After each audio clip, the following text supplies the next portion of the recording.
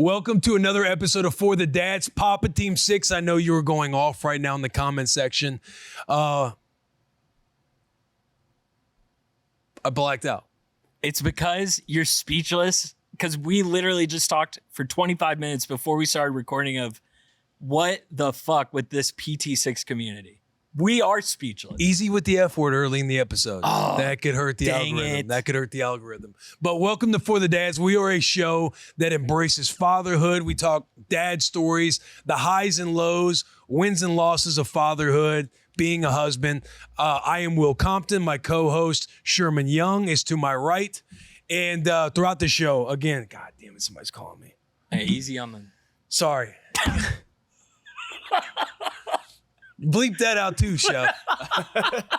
It's supposed to be a parenthood show. Throughout the show, again, you'll be hearing about stories. We have a call-in hotline that dads can call in and tell us about their wins and losses, learns, things added in their survival kit, dad hacks. That is at 601 the Dad. You call in, you leave a voicemail. We read a few in the show, and we send you merch if you are featured on the show. Also, if you want to support For the Dads, you want to support the podcast, you want to support Papa Team 6, BUDS. That is, if you're in BUDS training, BUDS stands for Breeding Until Dad Status. But if you want to support Papa Team 6 in this movement, in this community, the way you represent this brand is you go to bwtb.com. We have Papa Team 6 shirts. We have polos, t-shirts, hats, onesies. We have it all. bwtb.com to shop for the dads. Do what? Coffee mugs. We have a lot of different stuff. Guys, the replies in the comment section, it is the most fun. We were talking before the show even started, and Chef brought this up about how we have, what episode is this? Episode 10? We're on episode 10. This is episode 10. We made it to 10, boys. Let's we made go. it to 10. Soft little golf clap.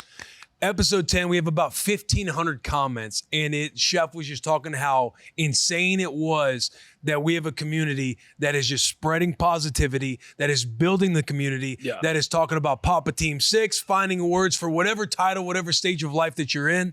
And only about, out of those 1,500, only about 10 to 15 might be negative. That ratio is incredible. Guys, please keep leaving comments throughout the episode. We have so much fun with it. Sherm was just scrolling his phone, all of his Instagram DM requests, shouting out the podcast, shouting out, talking about this show. So keep doing that. And before we go any further, for the sweet love of the man upstairs, subscribe to this channel. Yes, please. Subscribe on Spotify. Subscribe on Apple. Subscribe on Google, Amazon. The Google one, the Google Amazon Play. one.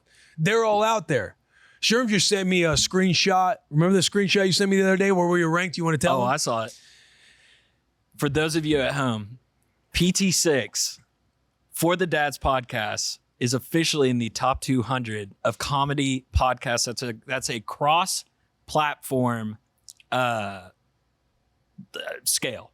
So the site you sent me, that's cross-platform. That's not just one platform. Cross-platform, that's not just one. It's called Pod Status, but it takes all the analytics from all the podcasts and it puts it together on a list. Yeah. And we are in the top 200. What are we, currently. 196? 6. Yes! 196 in comedy. Good. You're toward the bottom. Good. They don't show a top 200 on Apple. Good. They don't show it on Spotify. Good. Good. Work harder. Nobody gives a shit. Work harder. The things you chat GPT at 3 o'clock in the morning as you're on night watch. Where's the pod at? Where's the pod Where's at? the pod at? And also the DMs, dude. It's crazy. Like, a huge shout out to our listeners. That makes my night watch is so much fun. When you're on the wall? When I'm on the wall, because now that Scarlett is getting like good, like 4 or 5, we haven't hit 6 yet, but 4 to 5 hour stretches at night, it lets me get on there. I can reply to people. It's fun, dude. And it's just like the nicest stuff. It's just the nicest stuff. The vibes are sick. The vibes are awesome. This community of Papa Team 6, Goon Berets, Seaman Team 6, which goes by the quote, spraying lead for the love of the game. If you're a young Thundercat, again, we might have new listeners to this show. And for those new listeners, Papa Team 6, you are part of the Papa Seals. You've done the work. You are a parent. You are a father trying to crush it and get better if you are tuning into this show. If you are part of Buds Training, I think we just wiped Seed Team 6 and we're just calling it you're in Buds Training. You're in Buds. Buds Training is you are breeding. You are intentionally breeding until dad status. Seaman Team 6, you're a young Thundercat out there. Maybe you're not looking to have a kid anytime soon and you're just maybe you got a girlfriend, maybe a fiance, or you're just playing for sport, but you're spraying lead for the love of the game. And then we have the Goon Berets, which you can go back to a couple episodes and listen to the breakdown of the Goon Berets. But welcome Goon Berets. Welcome the Goon Berets. And don't need them. Don't forget Milk Team 6. Milk Team 6. By the way, I have an awesome comment that I was reading on YouTube last week on last week's episode. This was 20 hours ago as I'm watching this. Okay. But it comes from N. Nordell. Hey, dads and Captain Jack. Jack is our awesome. Producer behind the mic. He is the captain and leader of Seaman Team 6. He sprays for the love of the game. I'm a mom, Milk Team 6 proud, and a big supporter of the show. The community you've built is so much fun and inclusive to all dads, moms, and goons. Be proud and keep up the great work. I work at a fertility clinic as a lab technician. I consider my role as combat support for ST6 on the Buds battlefield in the fight against infertility. No. Parentheses, enemy number 1 to PT6, infertility. I process sperm for enhanced sniper attack, in parentheses, that is IVF and ICSI, or heavy artillery attack, that is IUI. I believe heavy artillery attack is where you do kind of the IUI, might be the turkey basin method. Oh, okay. In the quest for conception. I've got a few terms to throw out there for the ST6 crew, both in the infertility battle or not. Papa Seals preventing additions to their team. Vasectomized veterans. They're a vet, dude. They're a vet. You're just a vet. Get snipped. There's no need to serve anymore. You a vet? Yeah. Yeah, I know you served, but are you a vet now? Yeah, are you a SEAL or are you a vet now? If they say vet, you know they snip. The vasectomized veterans. ST6 shooting blanks. Azo agents. Azospermia agents. Those are for the those in Buds Training and they're shooting blanks. And that's Azo? She said it looks like it reads azospermia, and then she put in parentheses azo. So azospermia agents. Okay, I like that. That's what we call them. I love that. IVF Papa Seals, welcome to the sniper squad. I would be in the sniper squad with Scotty. Scotty was IVF. P.S. Thank you to Will and Charles for sharing your IVF journey. That was on Bussin' with the Boys back when Mother's Day released. If you want to go check that out. It is such an intense and emotional roller coaster for so many people. Your story will resonate with so many couples braving the same fight for their family. Also, go Big Red. Of course. A nice little GBR at the end. Nice little GBR. Hey, I get those all the time and I love it. I have no affiliation with the Huskers other than my work relationship with you.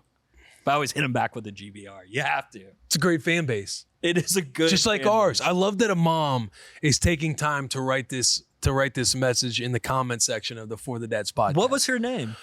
N. Nordell. N. Nordell. Okay. N. Nordell. Well, do we want to get into shouting out comments and stuff that we've seen? I would love off of our episodes. She's officially the medic of the squad. That might be comment of the month. I know we don't have a comment of the month, but Sherm sent me a comment last week, right when we got done filming the Megalodons episode. Which, by the way, I saw that there's a Sharon Sparkle Unicorns monster truck. What? Yeah. There's a Sharon Sparkle Unicorns monster truck. No, there's not. Yeah, so people were shooting it to me. Then Nick ended up texting me. So check out, here's the monster truck that Rue would rip with. There's a Sharon Sparkle Unicorns monster truck. Yeah. Bro, we have to go to one now. I mean, that's just guaranteed we have to go to one now. Yeah. That's the board game. That's our board game of choice at home. Is the troll on the truck? I don't think so. He's got like his hand in the little gym bag. Let me look at. I opened my phone and I have a text from Matt Malone.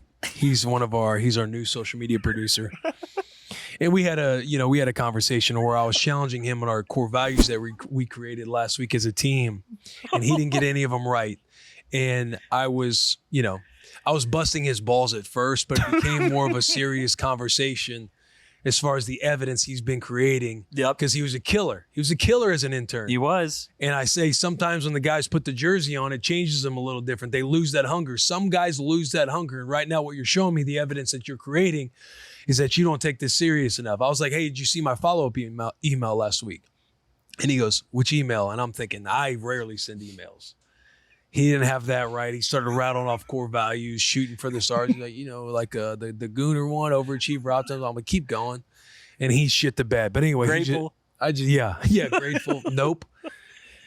And I just open up my phone. And I see a text from him. I let you down, but I won't stay down. That's what I love about Matt Malone. Because you're right. Some people want the Letterman jacket more than they want the jersey. They want to be able to walk around school with the Letterman jacket on. God, look at that. They love what the team does for them, what the brand does for them more than they love the brand. But here's it's called Sparkle Smash 2024 highlights. Sparkle Smash. I just texted you a picture of it. Sure. Oh, let's go. But the reason I was bringing up that episode in the monster truck is when we got done filming, Sherm sent me an incredible clip that honestly, it's like it's just a great comment to read about why we started this thing in the first place. Do you want to read it, Sherm? Yeah, absolutely. I can read it. So this one comes from Derek Gallagher 6808. He said, first off, shout out Chef. Shout out Papa Sherm. I think our kids were born on the same day. Shout out Scarlett and your kid.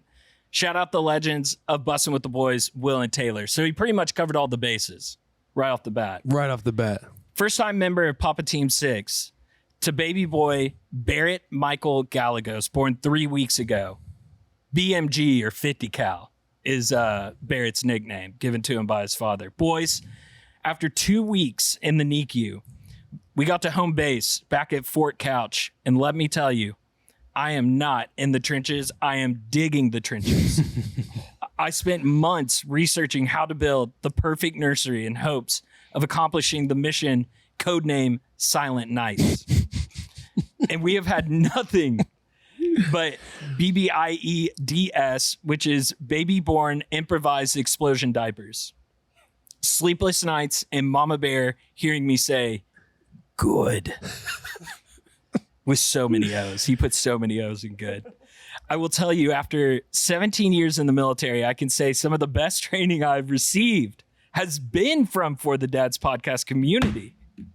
Doesn't that gas you up, man? And not just For the Dads podcast. He said For the Dads podcast community. Yes, dude. Yes, because again, we'll be reading some dad hacks and some losses that I saw in the comment section. But absolutely, I love that. I love that people are scrolling in the comments, and it's just been it's fucking cool. Go ahead and keep going. Keep up the great work with the show. Always hit record. Chef does a great job of that. And I look forward to more of the sick merch. I ordered 3 PT6 shirts for me and my veteran dad community here in Michigan. #Go Blue. Shout out Taylor. Shout out Taylor. Shout out Taylor. Shout out the Blue. Will, great job on all your stories. I salute you, brother, as you are outmanned and outgunned with the ladies in the house. Thank you, Derek. Thank you.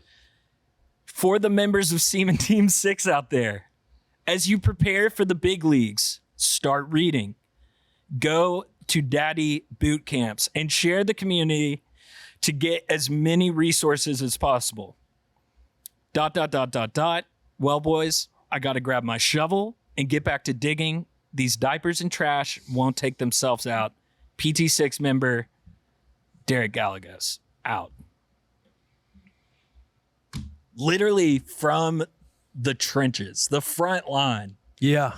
You know who I want in my foxhole when I got to get a shut-eye? And who's going to be the lookout? I want Derek Gallagher to be the lookout.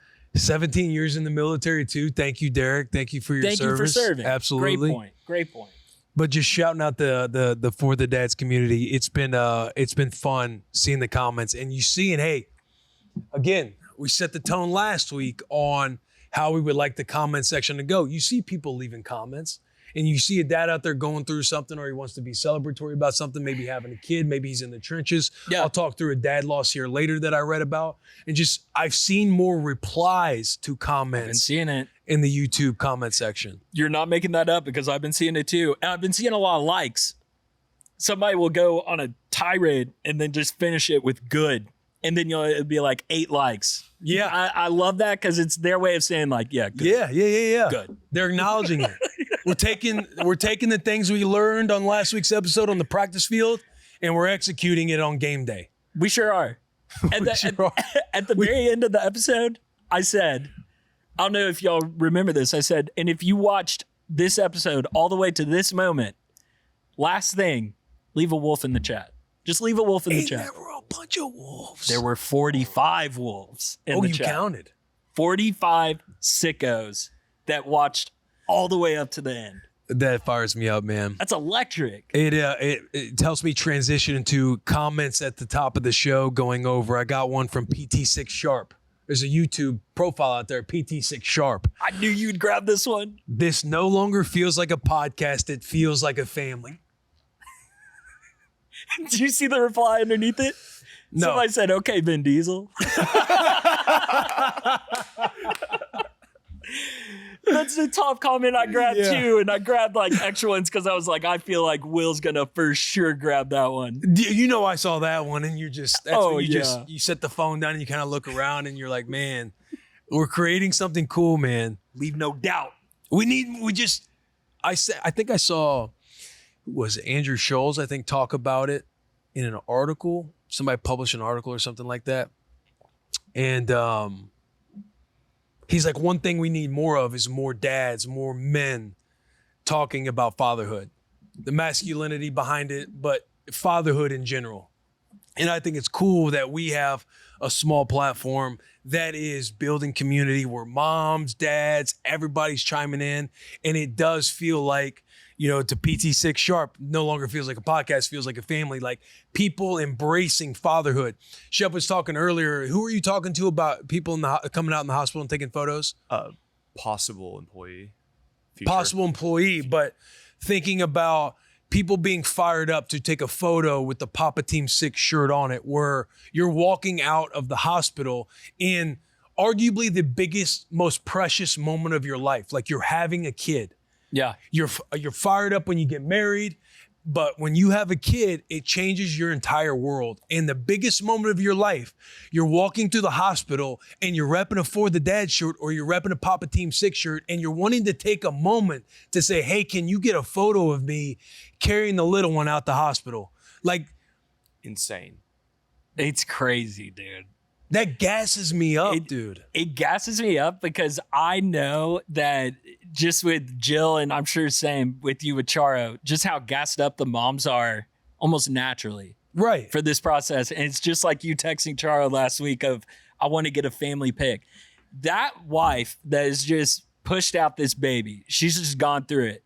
And she's like, thank God I got this man alongside me, but I hope he's as gassed up as I am to be a parent. Right. And he's got his hat and shirt of For the Dads. He's like, babe, you gotta get a picture of me. Yeah. You know they're loving it. Right. They're loving it. And this could be wrong, but I feel like this is my own assumption. But I assume that moms, when they have their kid or as she's pregnant, I don't know how the entire process goes for them at home, but there's probably something of hope that he is going to be into this as much as I am. Yeah. When we have the kid. Yeah. And then when you see, again, just taking a moment from like the biggest moment of your lives, he's repping the fatherhood stuff. He's wanting to embrace it. He's like, hey, can we get a photo?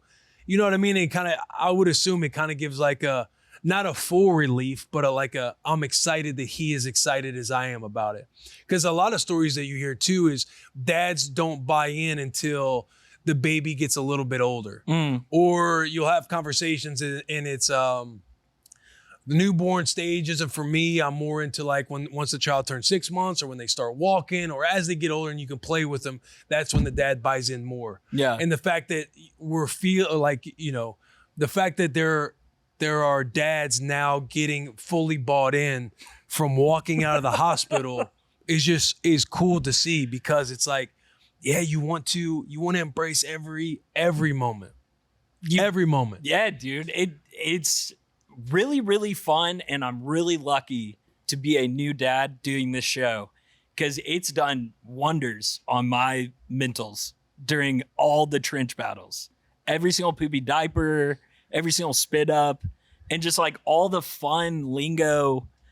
I'm doing it myself. Like, I feel like a viewer of this podcast being a new dad, and it does help me. It's kind of wild. It adds an accountability element. It does. And I know my wife's listening right now. Oh, no. Because I feel like she's listened to every episode. She's laughed. She's enjoyed it. And the accountability story that I'm about to bring up. Oh, no.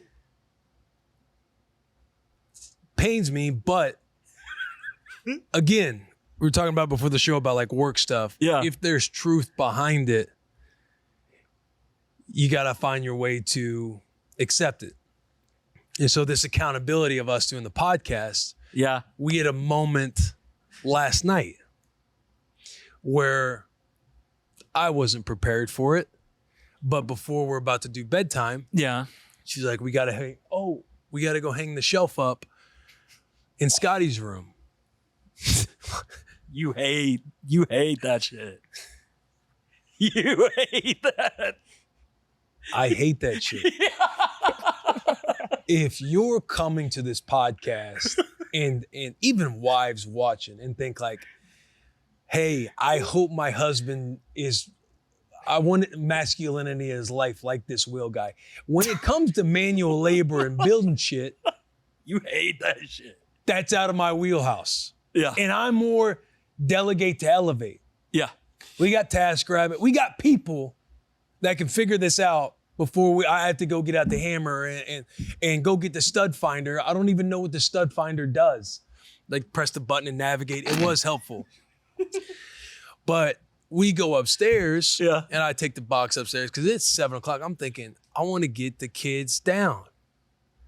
And I'm also thinking, like, is she going to take Rue tonight? Is she going to take Scotty tonight? Because we were on the training camp tour for 3 days in a row. So usually when that happens, it's like, I could be, either of us, if we're gone for a few days in a row, we might be like, hey, you got the bag on Rue because Rue takes longer. Yeah.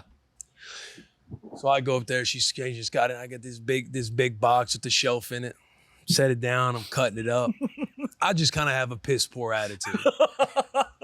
I'll be honest. What time was this? It's probably 7:15 Okay. at this point. Because I'm thinking to myself, why am I doing this? Or why are we doing this? Like, why couldn't TaskRabbit's easy? I'll spend $50. Somebody come put this in, even if it takes 5 seconds. And I'm aware that I sound like a bitch right now. Yeah. But hate just, especially when it jumps on me. Yeah, I was about to say it was right before bedtime. Right before bedtime. So I'm opening it up and I don't know, she said something. Let me go get the hammer, whatever it is. I need to go back downstairs again to come back up. And again, I have a piss poor attitude. I'm not embracing the trenches of what we like to hold ourselves accountable for. Hand up, sweetheart. I know you're listening right now, and I am wrong about that. But she hit me with, Oh no. what's going on? Why do you have such a bad attitude? And I turned around and looked at her. I go, why are we doing this? Why we got to do this right now? She wants to put the monitor up because Scotty's been grabbing the monitor because we just sit it on top of the crib. So she wants the shelf up so we can put the monitor on top of the shelf. I do get it. Yeah, I'm thinking, why am I doing this? Like, we got people, we got TaskRabbit. Like, this is an easy. It's like, it's going to take 5 minutes. You'd spend whatever an hourly rate on TaskRabbit for something that takes 5 minutes. Yeah, $65. Yeah, look at him like, yeah, I would.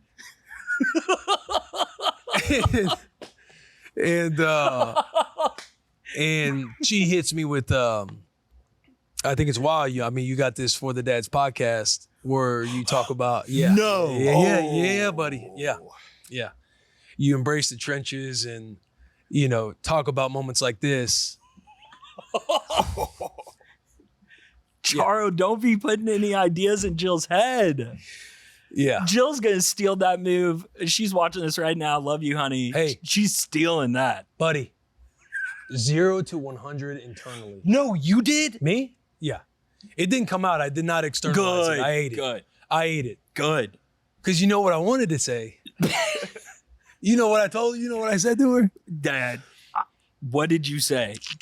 Tell the truth, though. What did you say? I said, bitch.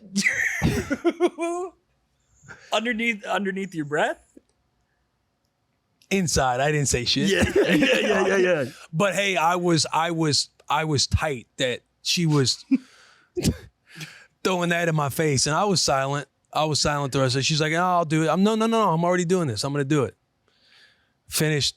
Did the shelf thing. Took 10, 15 minutes out. I had to go up and down the stairs a few different times. We had the stud finder. I ended up putting a screw in the wall where a stud wasn't. It's kind of loose, and I'm like, "Oh, we can." I think this will work, and it works. It works. But I'm like, this is why I don't like doing it. I don't know what I'm doing. Yeah. But I was quiet for a while. However, here's how the story ends. I'm thinking about all this because I'm an internal being. I get fired up. I keep it in. I suppress it. It manifests into even more, and a lot of pride because I'm wanting to be mad. That's crazy. You want to throw this in my face.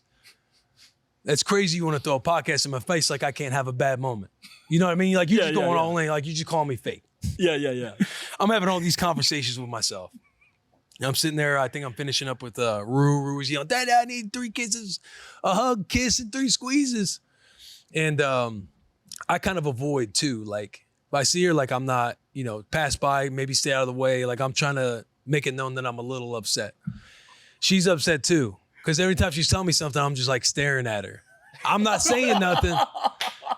I'm not saying anything. You got hot.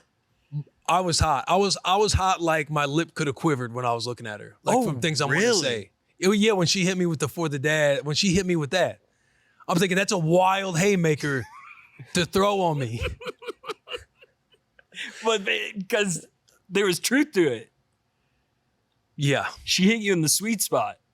Yes. But adding that to your offense is crazy, especially this early on. We're on episode 10. Yeah, we're on episode 10. We're all learning. We're all trying to get better. We're only 196 in the top 200, babe. You want to throw the podcast in my face because I don't want to put a shelf up right now? Talk to me when we're top 10. Yeah. And maybe that's why we're ranked outside the top 100 right now. But I come out of Rue's room, I go downstairs, and I says to myself when I'm upstairs, I'm like, I got to apologize because I had a bad attitude. Yeah. She was 100% right. I did think it was absolute bullshit that she hit me with the For the Dad's Brain stuff. However, as I'm thinking about how I'm going to apologize going downstairs, I wanted to just say, hey, I'm really sorry I had a bad attitude earlier. Give her a kiss and didn't say anything else. Because as much as I want to say, hey, I'm sorry I had a bad attitude about everything earlier, but you saying X, Y, and Z, there's a saying out there is you never want to ruin an apology with an excuse. Yeah. Mm-hmm. So just saying what I'm sorry for, because she ended up, I apologize. Like I didn't mean to, I didn't mean to say that either. Or she said something that, I knew we were both kind of in the moment. She hits me with that. I'm fuming going up and down the stairs. So she had some oomph behind it. It wasn't just like a funny little oh no, it wasn't a funny thing. Yeah. Because she's like, hey, what's your problem? I was like, why are we doing this? She's like, we got to get the monitor up. I'm like, why can't we have somebody else do this? I don't like doing this type of stuff. And she's like, it's going to take 5 minutes. Like, again, I hear the way I'm sounding. Yeah. And she's right. She sees it as like we're connecting and doing something together. I don't catch it that much. My connection happens under the sheets. You know what I'm saying? Yeah. She's more of an acts of service kind of guy. Yeah. Again, like if there's a plan and I know it's coming, that's one thing. When I'm kind of like seeing the clock, it's getting close to bedtime. Hey, it's bedtime. Let's get them rolling. And then you hit me with, we got to build something. And I'm wanting to get the kids to bed. Throws me off my track. Wait, go back to you were apologizing. And I kind of got you. I went downstairs and I just walked over to her because I knew we were going to have the conversation. Yeah. And so I just went downstairs and I'm swallowing everything that's going on in my head because I know I'm overreacting, and I knew I had a piss poor attitude. So I just walked downstairs and I walked over to her on the couch and I said, "Hey, sweetheart, I'm sorry about earlier. Like I had a bad attitude. I went about that the wrong way. I said some version of that with no, like, I'm trying to deliver it well, sincerely, because I was being a bitch." Yeah. I was like, "I'm gonna run to the gas station, give me a couple drinks before we go upstairs and hit these video games. I'm about to hit the sticks." Yeah. With Demon and Big Iron. But that's how it went down. Dude, well, that came from you talking about, I've enjoyed the show, the accountability of the show. And the wives out there listening that know their man listens to the show, fellas, do not be surprised if you get hit with something like this. Oh.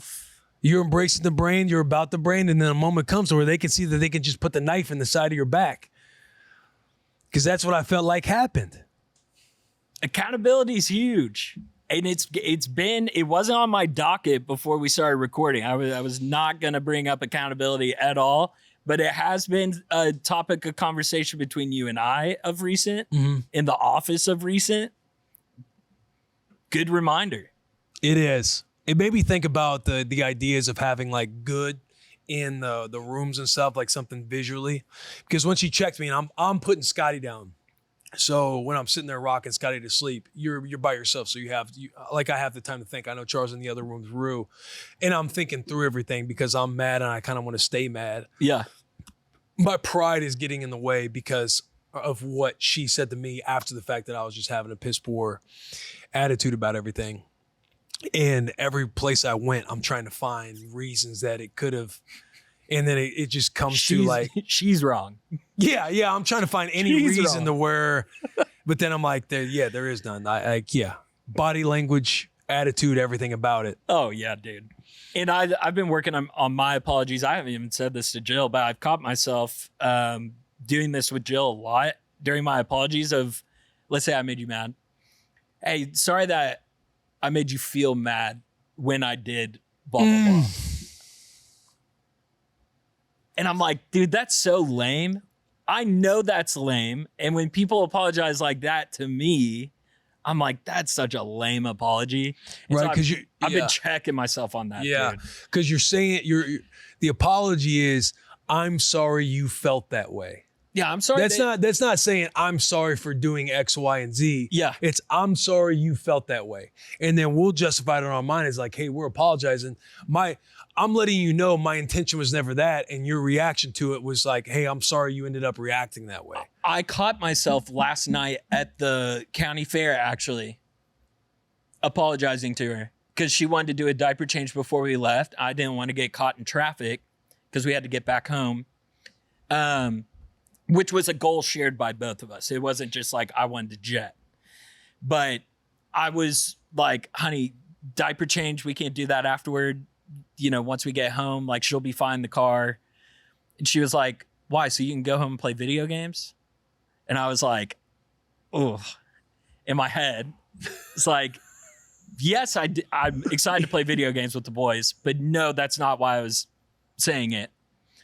And my initial apology that came out, dude, was going to be like, hey, I'm sorry that I made it seem like I want to go home and play video. And I had to reshape it in my head. I was like, no, I need to apologize for having attitude when I said, can we not just, change the diaper later? And I apologize for that. I don't remember my exact wording, but it's like working on the apology factor. Yeah. And then I just said to Jill, because one thing that with communication and like, not arguments, but like things where she'll get upset, a big one is Jill wants to know that she is a priority in my life. And so in that moment, I was like, how can I tell Jill that she is a priority in my life and that video games are not more important than her or my daughter at this moment. Right. That's what she needs to hear, and not, I was worried about the traffic. I wasn't worried about the video games. Blah, blah, blah. And then it turns into a whole thing. Yeah. Sure, I've done that so many times, and same thing, caught myself. Like, you use something else as an excuse or like a vehicle as to your apology or your reasoning for something. Yes. When in reality, like, true intentions, or like, maybe it's not nefarious, but you're just like, how do I navigate this conversation in your mind, like what's going to go smooth? Whereas sometimes it's like, maybe this isn't going to be something that's going to be smooth. It needs to, just be talked out. Yeah, dude.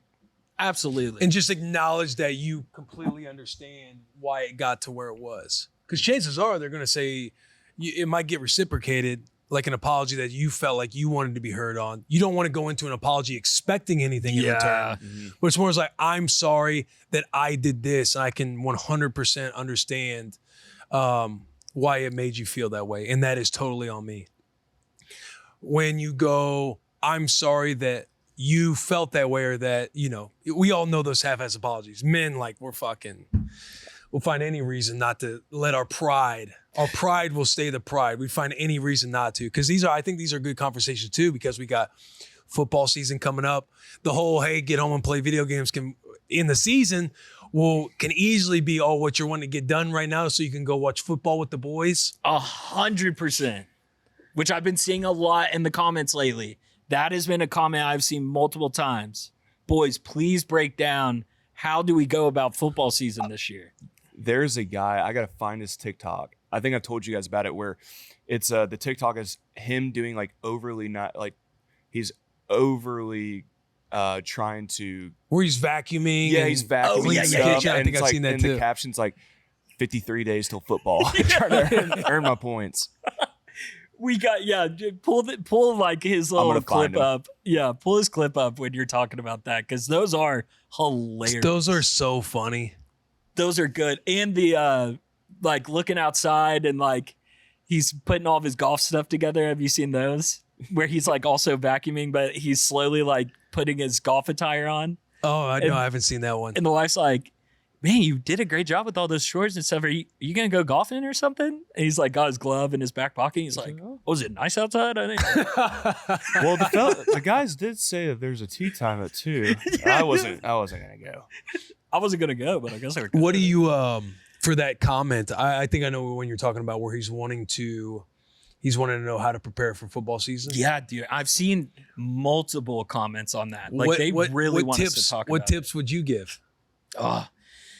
See, it's different for everybody, because I put out that Sydney Sweeney meme video, and in the comments you have, buddy, that video. So good. Play the video. I think a couple of the guys are coming over a little later, no more than 4 or 5. One sec. I think this is Todd. Big Toe. What up, fucker? What are you doing? You heading over? No, come on. If they're in town, bring them. Bring them. Hey, what's 6 guys gonna hurt? You know what I'm saying? We already got 4 or 5 coming over. Why not? Okay. Yeah. No, babe, you're headed out, right? Yeah, she's headed out. The whole day. No, she goes, are we going to brunch later? That video, bro, is, I think, one of my favorites. Across the internet. Thank you. That shit is so funny. I had you in the towel. No expectations. That was right when I started here too. Yeah. I had no expectations of that thing popping off. That shit was so funny, man. Did you do that phone call off the dome, or did you script it? Because everything from the... I just went upstairs and I recorded myself for, I would say, 5 minutes. Right, probably workshopped it a few times. This will be funny to put in here. Yeah. I have a buddy named Todd that, shout out TC. That's my boy from high school. Shout out TC. Big Toad. But yeah, I mean, the usual suspects that would come over when I was living in Fort Worth. We'd grill out all the time. I have people over on Saturdays. One time of which that was a huge motherfucked moment before Jill was a mother. We had the boys in the garage till like 2 a.m., dude. Just ripping. Jill comes back. Dude. I'll tell that story separately. Where was I going? In the comments Dad brain. Yeah. Tips for preparing for football season. Tips for Because preparing. a lot of dads are out there wondering how to navigate. It's a slippery slope, especially when you get mid-season, your team starts catching some momentum, or they're bad, or you're in a bad mood because your team lost. Yes. And they feel like the wifey should be empathizing with where you're at mentally. Yes. Can't watch the kids. My boy's just lost right now. How can you not see how serious I take this? Fantasy football drafts. Yep. That's one that sneaks up on me that I need to do a better job of. And that's coming up, dude. Yeah. That's coming up. I think number one, the God tier tip or dad hack, whatever you want to call it, Yeah. is just the communication, the pre-communication. ahead of time. Communication, dude. Sweetheart, we know you hate football season. And maybe she's like, I don't This hate is it. if your girl doesn't like football season. That's what I was going to say earlier. Even if they kind of like it. Like my wife's bought into football, but Yeah. I always jab her like she's not a real football fan. Like she went to Maryland. Like Maryland's not that good at football, so I can see why she's not. Tua's little brother. She cheered at Washington, but I'm always like, hey, Washington's on. Why aren't me and you just watching this game every snap, every play? You're not a real fan. But then she'll like she knows, she always proves she knows the rules. She knows some players, blah, blah, blah. But I'm always jabbing her about it. So even if your wife is kind of on board with football, you know the difference between a diehard and then just a casual, or they're not a fan at all. Yeah. But even the casuals, this is for casuals and even not a fan. They get annoyed about football. You still want to anchor the emotion with, sweetheart, we both know you hate football season. And then, no, I don't hate football season. Just please let me finish. I want to talk with you now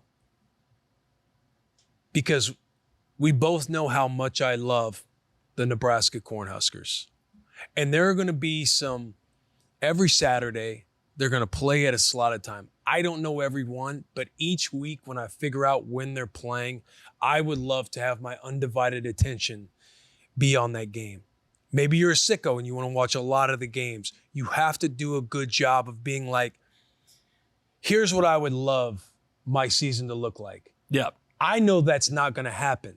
And I would love your input on how we can execute to balance football season with life. With what we're doing. Yeah, with what we're doing.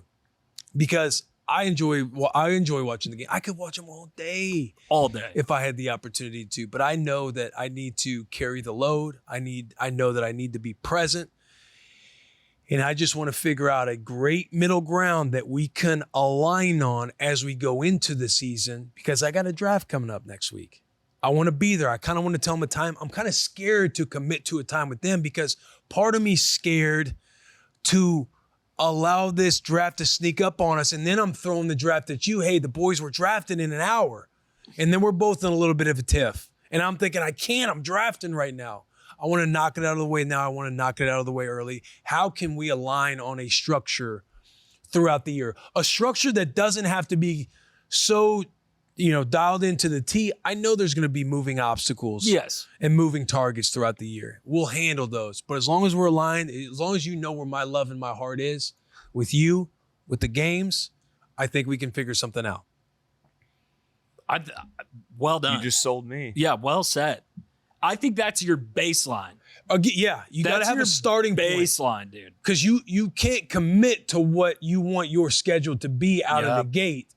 You're getting in some hot water. You're already awakening the defense inside of your wife. Yeah. You want to set up your success by first anchoring the emotion of, we both know you hate football, or we both know that you hate how much I love football. Give them a chance to step in and say, that's not true. Because it's a balance, right? It probably has a lot to do with you're just trying to watch all these games and you're not, there's zero intention going on around the house and you're waiting until the day of, and then you guys are in a reactive state of emotion. No, you're handling it by having a little fun anchoring the top. We both know you hate that I love football. And then you lay out how can we align on what this year can look like? Because here's what's important to me. Outside of you guys being priority number one, my draft coming up with the boys. Watching my favorite college football team on Saturdays. Yep. Watching my favorite NFL team on Sundays. Prime time. We got Thursday night football. We got Sunday night football. We got Monday night football. I know that sounds like a lot right now, sweetheart, but I know that if we just take it, if we just go one by one here and figure out what a solution can be, I know we can knock this out of the park. And pick your golden game. Pick that one game that you really want to see, whatever you want to watch.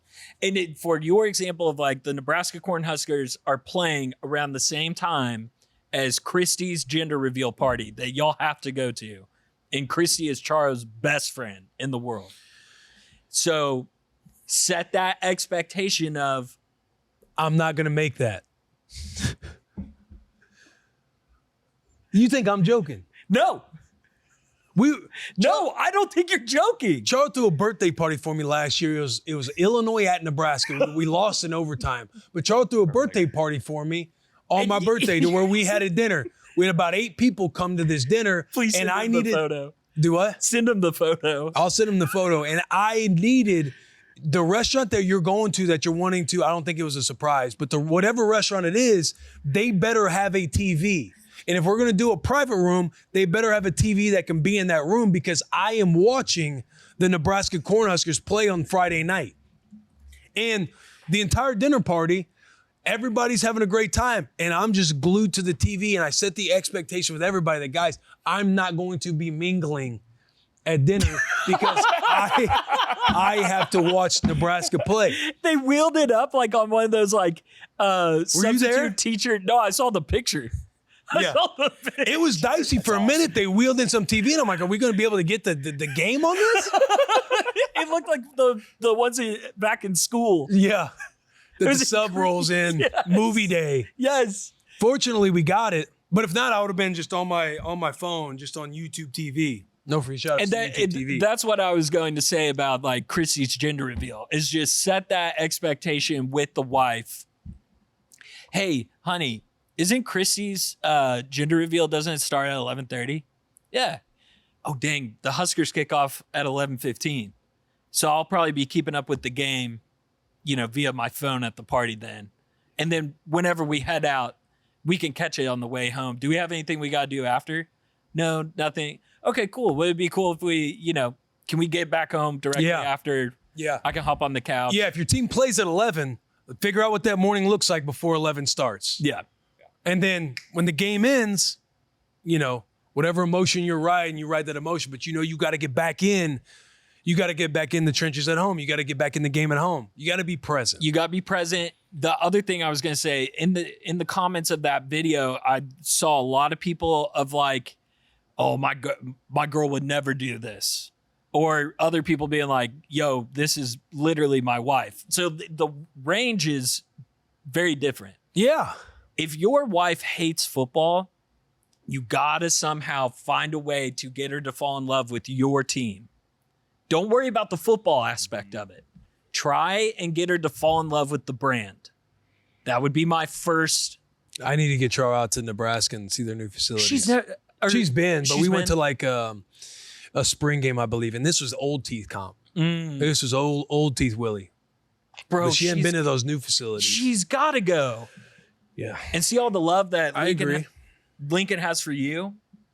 But you're right. That's a good way to buy in. I have the wife. She likes football. It's not, life isn't based around watching football games, but she knows how much I love football. Yes, dude. And understands. So as long as I'm communicating ahead of time and it's not taking up my entire day to where it's like, hey, come on, this can't be all year. Totally get that. And then if your wife or significant other, whatever, does have a team, you got to buy into their team. That's what has helped me a ton. Is when I know, and it's I ain't buying into the Maryland Terps. Well, you don't have to buy in if she's not interested. I'm saying like Jill loves the Longhorns. It gets me. You like the Longhorns? It gets me brownie points when I go to the games. Or You when know I- the Longhorns beat us with 1 second left on the clock and beat us 13-12. Mac Brown with his little dip in his mouth. One Yeah. more second. Yeah. One more second. Yeah. Y'all should have won that. Y'all should have won You're that fucking game. right. We should have won that Little game. Sherm at home, young Sherm, was watching that, fucking pissed. And to the men out there that have wives or girlfriends that are sickos like you with football, congratulations. That fires me up for you. It makes me a little jealous, but that's amazing. But embrace their team. Like when I Maybe if they're sickos like you, they're probably ready for a good back and forth, a good old fashioned rivalry. Oh yeah. Oh, 100%. But I'm saying like you're turning her team on and making a priority to watch her team. Yeah, I mean you get to watch ball at the end of the day. Yeah, you do. But then it's like, hey, when it's crunch time and like whatever conflict with your team, Yeah. it'll be in the back of their head like, hey, Sherman sits there and watches the Longhorns with me. A smart heady play right there. That's a heady play. Do we have anything else on the taking a quick break from the episode to tell you about our sponsor, Row. Are your boys down low ever just sitting in traffic? Is that blood flow ever in a traffic jam? And you need to get the blood flow operating quicker, to get the boys moving faster, to get harder, quicker. I have the answer for you. It is Rose Sparks. Rose Sparks are a 2-in-1 prescription treatment for guys who need a secret weapon against softness. Rose Sparks can give guys bigger, thicker, longer erections because they get fuller faster. And after Rose Sparks dissolve, they work in 15 minutes on average. And if prescribed, new sexual health patients get $15 off their first order of Sparks on a recurring plan. Connect with a provider at ro.co/dads to find out if prescription Rose Sparks are right for you. That's ro.co/dads for $15 off your first order. Compounded drugs are permitted to be prescribed under federal law but are not FDA approved and do not undergo FDA safety, effectiveness, or manufacturing review. For full safety information, go to ro.co/safety info. I got one for you, Chef. Oh. How's your lady when it comes to sports and fandom? As you know, a couple dads, couple husbands, you know. Yeah, she's great. You never know if they trick you in the beginning. Yeah, no, it's always a worry. So I shout out my beautiful girlfriend, Alex. Met her Shout in out, college. Alex. Shout out. Go Balls. Is she aware that you're the captain of Seaman Team 6? She is. And we haven't discussed it yet, but I know she listens. So So she knows what it means. yes. Yeah. Good. She's actually on her way from Knoxville, and it's a Friday, so we'll probably have a great chat about that for around dinner. But yeah, she's really great. So we met in college. She is from Knoxville, so she grew up going to every Tennessee game with her parents. She's a diehard. Okay, so she's Yeah, for the most part, we've had like one or two instances where I lost it. Well, it was Joe Milton year. We were walking out of Neyland, and we were playing at Austin P. And this is like coming off that Hennon Hooker 2021 year where we couldn't have a bad offensive game, and we only put up like first half we put up like 14 against Austin P.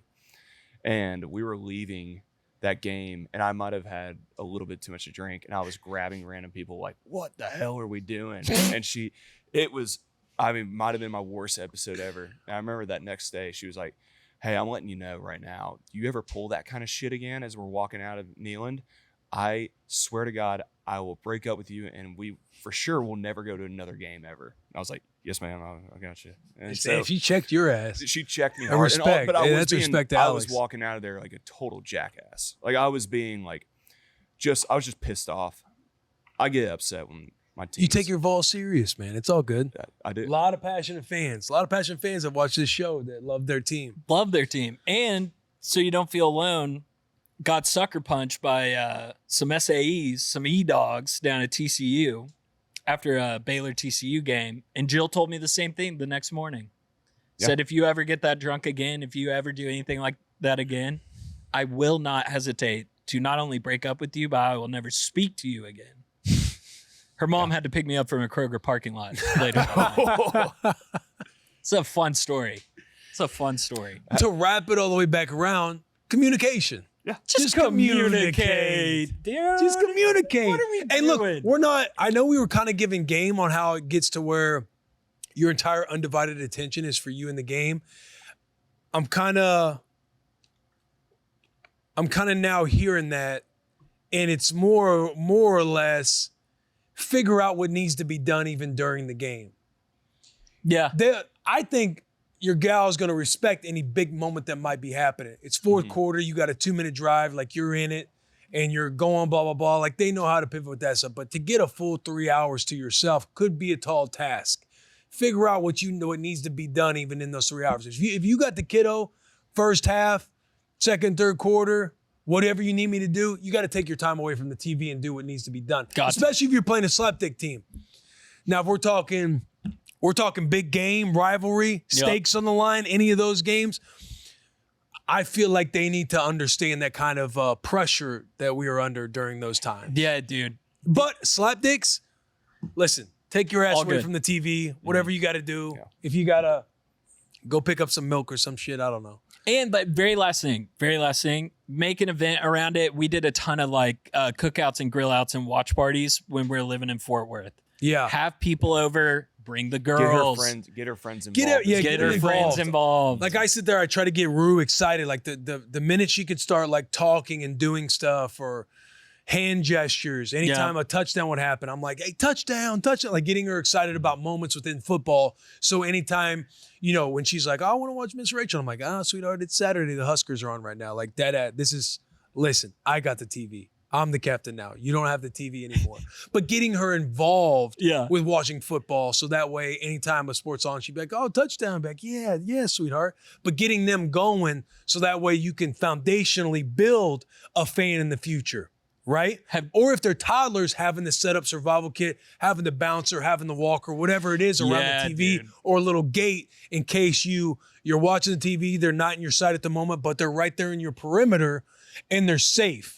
It's all about executing the plan. If mama needs to go do something, sweetheart, that's great. It's during this game time. I'll take the kiddo.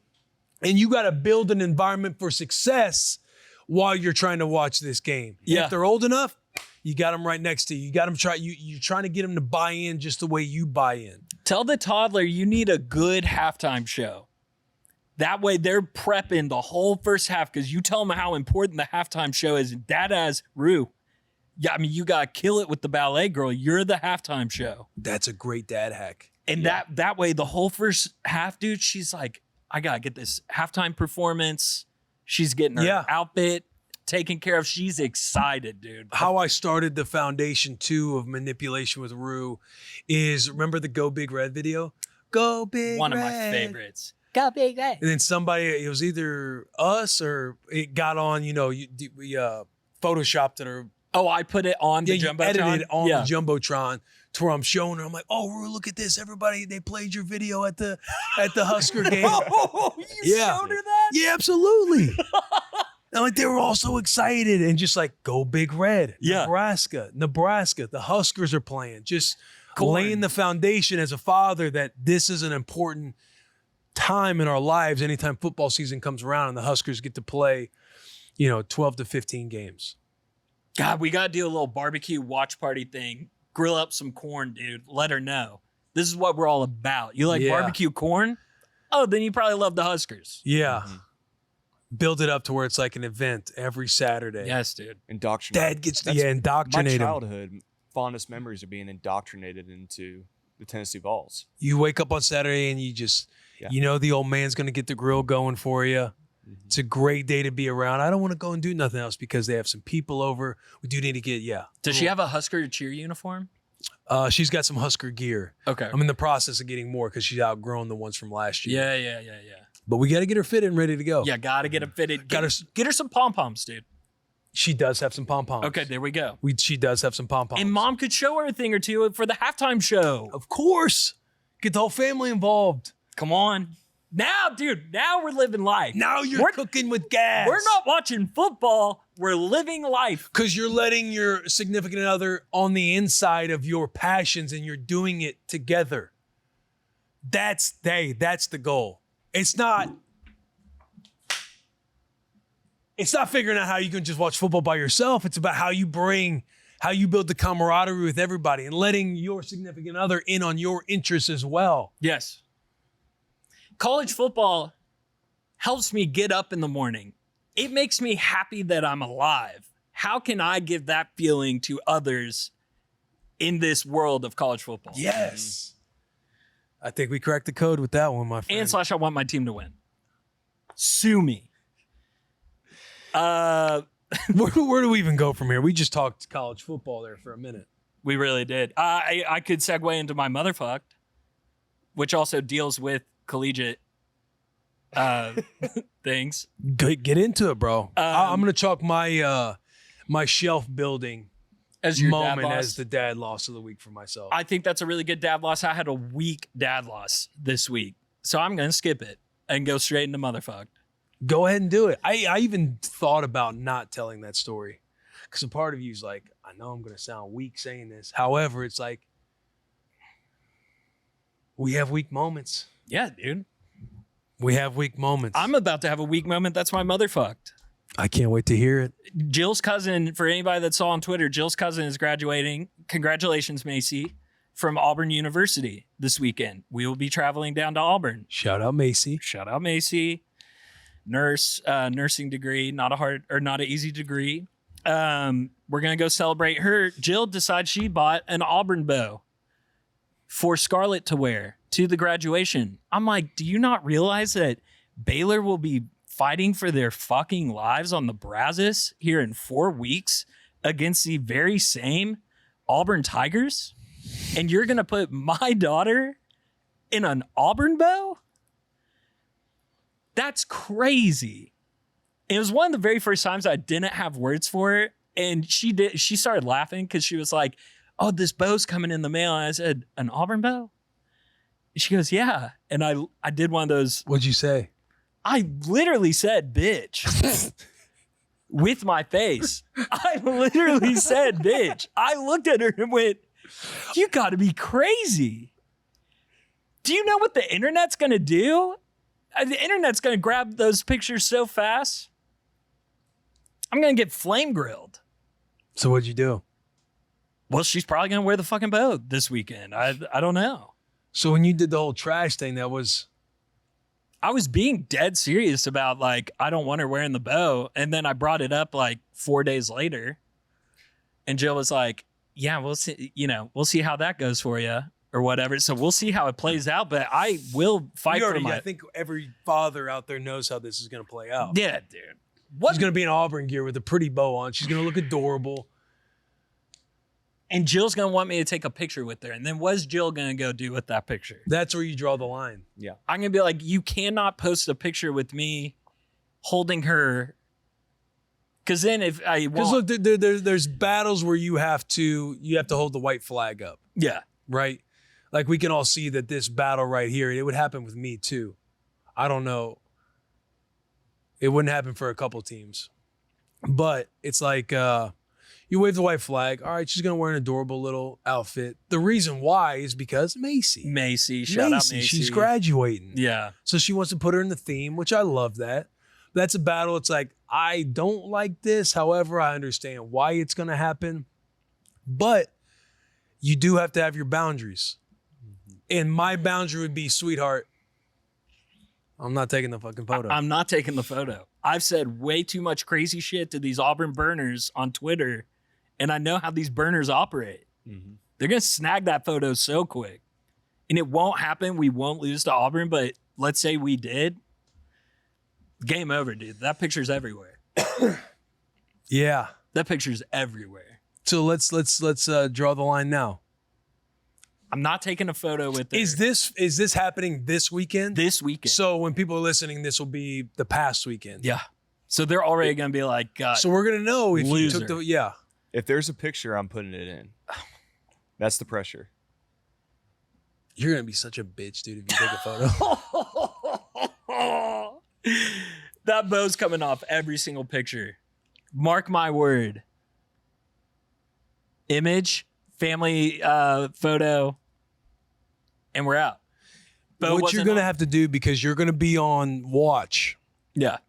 a lot of the day, is anybody you see snagging a photo, you just got to put up the middle finger. They're trying to get a photo with you and little Scar. You just, so it's unpostable. You know what I mean? They're not going to share it. You can't have You the think photo the out there. burners are going to be at the graduation ceremony? No, I'm saying like, I'm picturing you're going to be taking care. You're going to let's get a photo. You're just going to be on dad watch. So no matter what, you're going to have to get in the photo. Because then they can't use it. Yeah, If I you're just going to have to. just bounce. Because there might not be any way around it. Yeah, they're really well. How much they document their lives? They're really good at like taking fun videos, family pics. I mean, You might have to dish Scarlett off if you're in the Yeah. photo. but I want to hold her, dude. She's my little. I know, but just for again 10 seconds. Yeah. You want to hold her for this photo? I can't do this. I'm gonna get drugged by the burners on the internet. It's so much bigger than The a goon graduation. berets would come after you. They would. The goon berets out there would come after you. Auburn division. Auburn division is what Chef said. Great call. But yeah, there that's my is a- motherfucker. There is a dad loss that I have on here that came from the comment section that I will share. Oh, please. From McCrae Morehouse. Let me find it real quick. Okay. PT6 family confession time. Big time dad loss this week and I need some encouragement. It's been raining for like 3 days straight and my dog went outside and got soaked and muddy. Dog ran inside and went full zoomies mode on the couch, hand up. It pissed me off. So as I was trying to get her off the couch, I shoved her with 2 hands off the couch and I ended up shoving my grown sized Labrador into my son and completely blindsided him. Son was crying and mom didn't see what happened. So naturally, I just blamed it all on the dog. Wife still doesn't know. ... Son is fine, thankfully, but big time dad loss this week. Big time Poochie loss, too. That would grind my gears. K9 took the brunt of that. Yeah, that'd grind my gears. Hey, look, I love that he feels safe enough to come in our community and share this dad loss. Yeah. Because that's one, you go to the grave with. Oh, big time. You got to go to the grave with that one. Oh, big If wifey time. still doesn't know, like it's one thing if you're like, I got upset, I shoved the dog and I accidentally hit. I don't know his son's name, but it hit little Billy, and that's on me. That's one thing. You already got it out there, but since you blamed it all on the dog, You got to go with the story now. yeah, which I don't mind that alibi. I depending on how bad the moment was. Yeah. If Waffle jumped and hit Scotty. if stitches are involved, 100% go with that story. Yeah. Go with that. But if it was harmless and the son was all right from the get-go, maybe that's when you can share with her now and laugh as you're watching this episode. Yeah. But if it was a little dicey, yeah, I think that's when you got to go to the grave with. we may want to bleep out his name. Yeah, yeah. To help assist. Yeah. I read that one too. I'm glad that you pulled that. Yeah. That's a God, funny one. that's I damn funny. glad he came to the comments with the dad loss and felt safe enough to share with us. Yeah, that's as far as I'll go. It's a safe space. I was about to say I respect him keeping it from his wife. You gotta hide certain things from your significant other. Yeah. Hey, look, the dog can't talk. He don't know. Also, I just caught a huge dad L. What happened? Like right now? Yeah. Live. What happened? You know how I moved the Xbox upstairs because I play on that little screen so that I can see better for PUBG? Yeah. Guess who didn't move the Xbox back downstairs so Jill could stream movies and shows while she's at home by herself with our daughter? This fucking guy. My heart goes out to you. My heart goes out to you because I'm a victim and an idiot of the same type of ignorance. Charlie left the house the other day and she was having to go fast. She's like, "Hey, do you mind cleaning out the espresso machine?" Sweetheart, I got you. And she goes and works out at 7.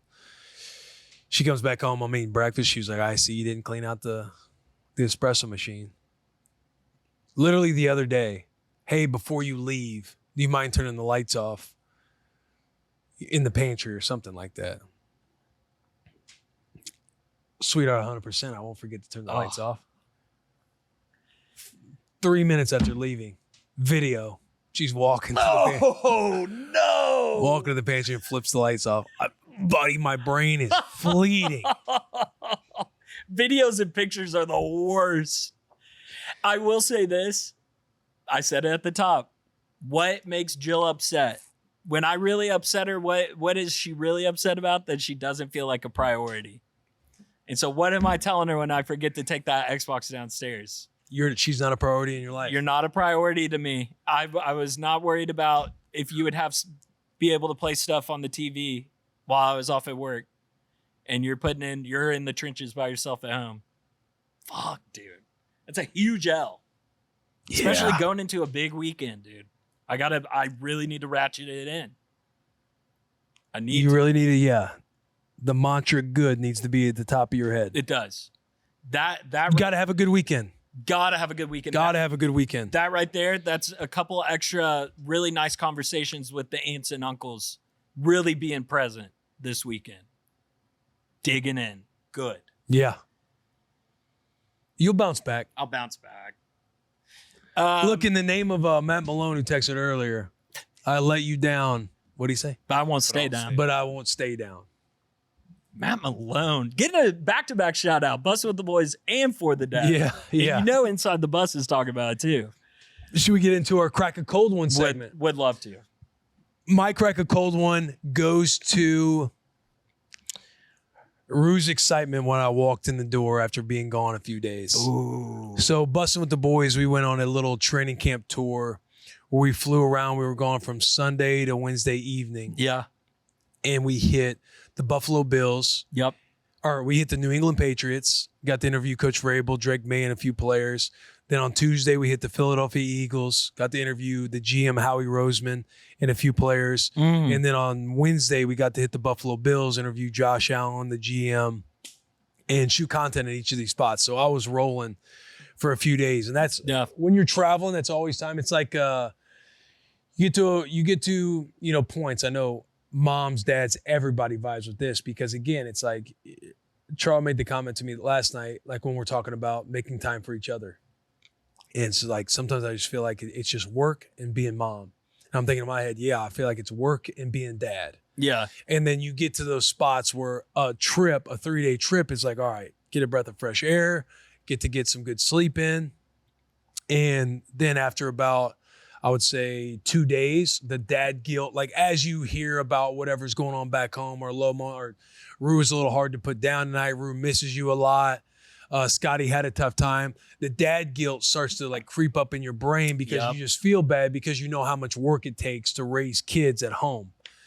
And especially 2. I think it's hard just 1. Yeah, especially yeah.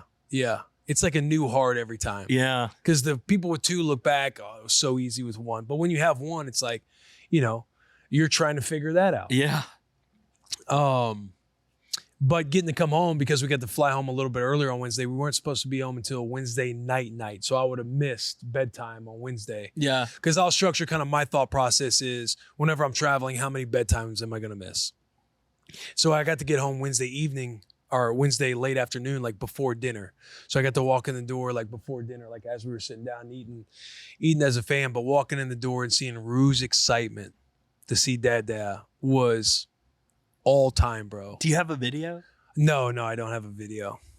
So I'll do videos where it's like I want to get in the cadence like each week when she comes in for Pizza Friday. She always walks in the door. She always wants to carry a box in or a little bag, whatever the smaller pizza is. It might just be like breadsticks or something. She walks in and I indoctrinated her? Yeah, indoctrinate. Yeah, into every time we walk in, she's holding one. She's got to yell, "Mama, Pizza Friday, pizza's here." And since she's been able to talk and kind of get that phrase out. So I'll like video that stuff like as we're walking in on Fridays. That's one of my favorites that you post. To kind of have it. So one day I'll do like a little montage as she's like growing up and hitting all the times where she walked in, "Mama, Pizza Friday," just with the little box. That's going to hit like crazy. Yeah. But I wish I would have got one of her, like me coming in. She was all excited. I'm talking strong hug, just like we're staring. She's looking at me and just making like, ooh, Dad home, and like hugging my legs. And she was attached to my hip for the rest of the evening, bro. The rest of the evening, she was just fired up. And it's just, that's when I sit back and I would love to crack an ice cold Bud Light too. Is thinking of moments like that when you come home and the kids are just excited to see you. Scotty's smiling, she's sitting up, smiling. Dude, she's crawling. She's got a great smile. She's crawling and climbing shit everywhere. You can't take her eyes off of her, bro. And I'm talking quick army crawl. She gets going. Yeah. Caught her in the water bowl again the other day. It's those moments where you hear your little kiddo playing on the ground, like whenever she's moving and crawling. Yeah. You hear him playing with toys, like hear him moving around. But when it gets silent, that's when the alarm has to go up. That's when the alarm went off in my head. I'm sitting on the couch in the living room, and I was doing something, and it got too quiet. And I just raised up. I'm like, oh God, thinking she's in the water bowl. Get up, start running. Don't see her on the little runway in between the island and the counter. Turn the corner and look. There she is. She's got the bowl tipped over, soaking wet again, just patting her hand in the water. Like, damn, dude. She found it again. Yeah, she found it again. She's good. And I'll get to where I'll like see her and I'm like, no, you can't go in the pantry. And I'm like lunging to grab the door to close the pantry. And she picks up speed because I feel like she knows that the door is closing on her. Yeah. Goodness. Yeah. She's all over the place, man. You got to watch her because they start being able to climb upstairs. And, they're uncoordinated. So you have to keep that eye on them because once they get up a couple, like, again, I have that PTSD from Rue falling down the stairs whenever I let her crawl toward the stairs. Episode 1. Yeah. That first dad loss that I told on here. And, but yeah, bro, she's all over the place. But that is my crack a cold one. To that, I say that deserved a crack. That is a awesome crack. Warms your heart, bro. You're happy to be home, and kid loves it. Especially after hearing the voice recording that you played of Rue last week, and there was a comment that I was gonna read out when we were shouting that out, dude. I'm gonna be in trouble. Dude. You gotta make sure you do those, man. Oh, little recording, it just melts your heart when you listen to it. Because now her voice is developed a little more, so you hear a little bit more of that innocence or broken language. And those are the best. And it fires me up that we're in such a cadence now. Like Rue, she gets the spa treatment from Dad when she goes to bed. Like I'm scratching her back, I'm giving her a full body massage, hands, feet, calves, because I want that expectation. yeah. When she's got a man one day, he's gonna be like, fucking rub your back, Jesus. And she's just gonna think, my dad did it for me every night. Yeah, every night. Get these feet. Oh yeah. Dad did it for me every night. So anytime mom comes down from bedtime, she's always, Dad, lay next to me. And she just wants me to lay next to her. I like lay next to her in the crib, and I'm just like rubbing her back or scratching her back. Yeah. But we're in a good cadence with that now. I feel like it's Rue is more of a daddy's girl right now. Scotty's all mom. Scotty is all mom. Really? Yeah, not like don't want to be around dad, but it's whenever mom walks in the room, Scotty's eyes are locked on mom. And if I'm holding her, she's kind of got that great post hand where like you're holding them, good little post hand where she's like turning her body, like looking eyes on mom. She just loves mom. I think you're going to have 2 athletes out of those 2. I hope so. The psycho scooter video that you put out. Did we talk about that on the last episode? No, the scooter, because that happened the weekend after. That's right. But my survival kit recommendation was going to be your little one or your toddler having a scooter, because Rue's got this little scooter where it's got 2 wheels in the front, 1 in the back, and she rips on this scooter. Like she rips to a point. Parents comment about how old is she? I'm like, she's 3. And she was doing it on the back half of 2, but I'm like, oh, she's 3. She is the really? Tony Hawk, Bob Burnquist, you name it, of scootering right now. You got to run the clip. I'll run it. Great video.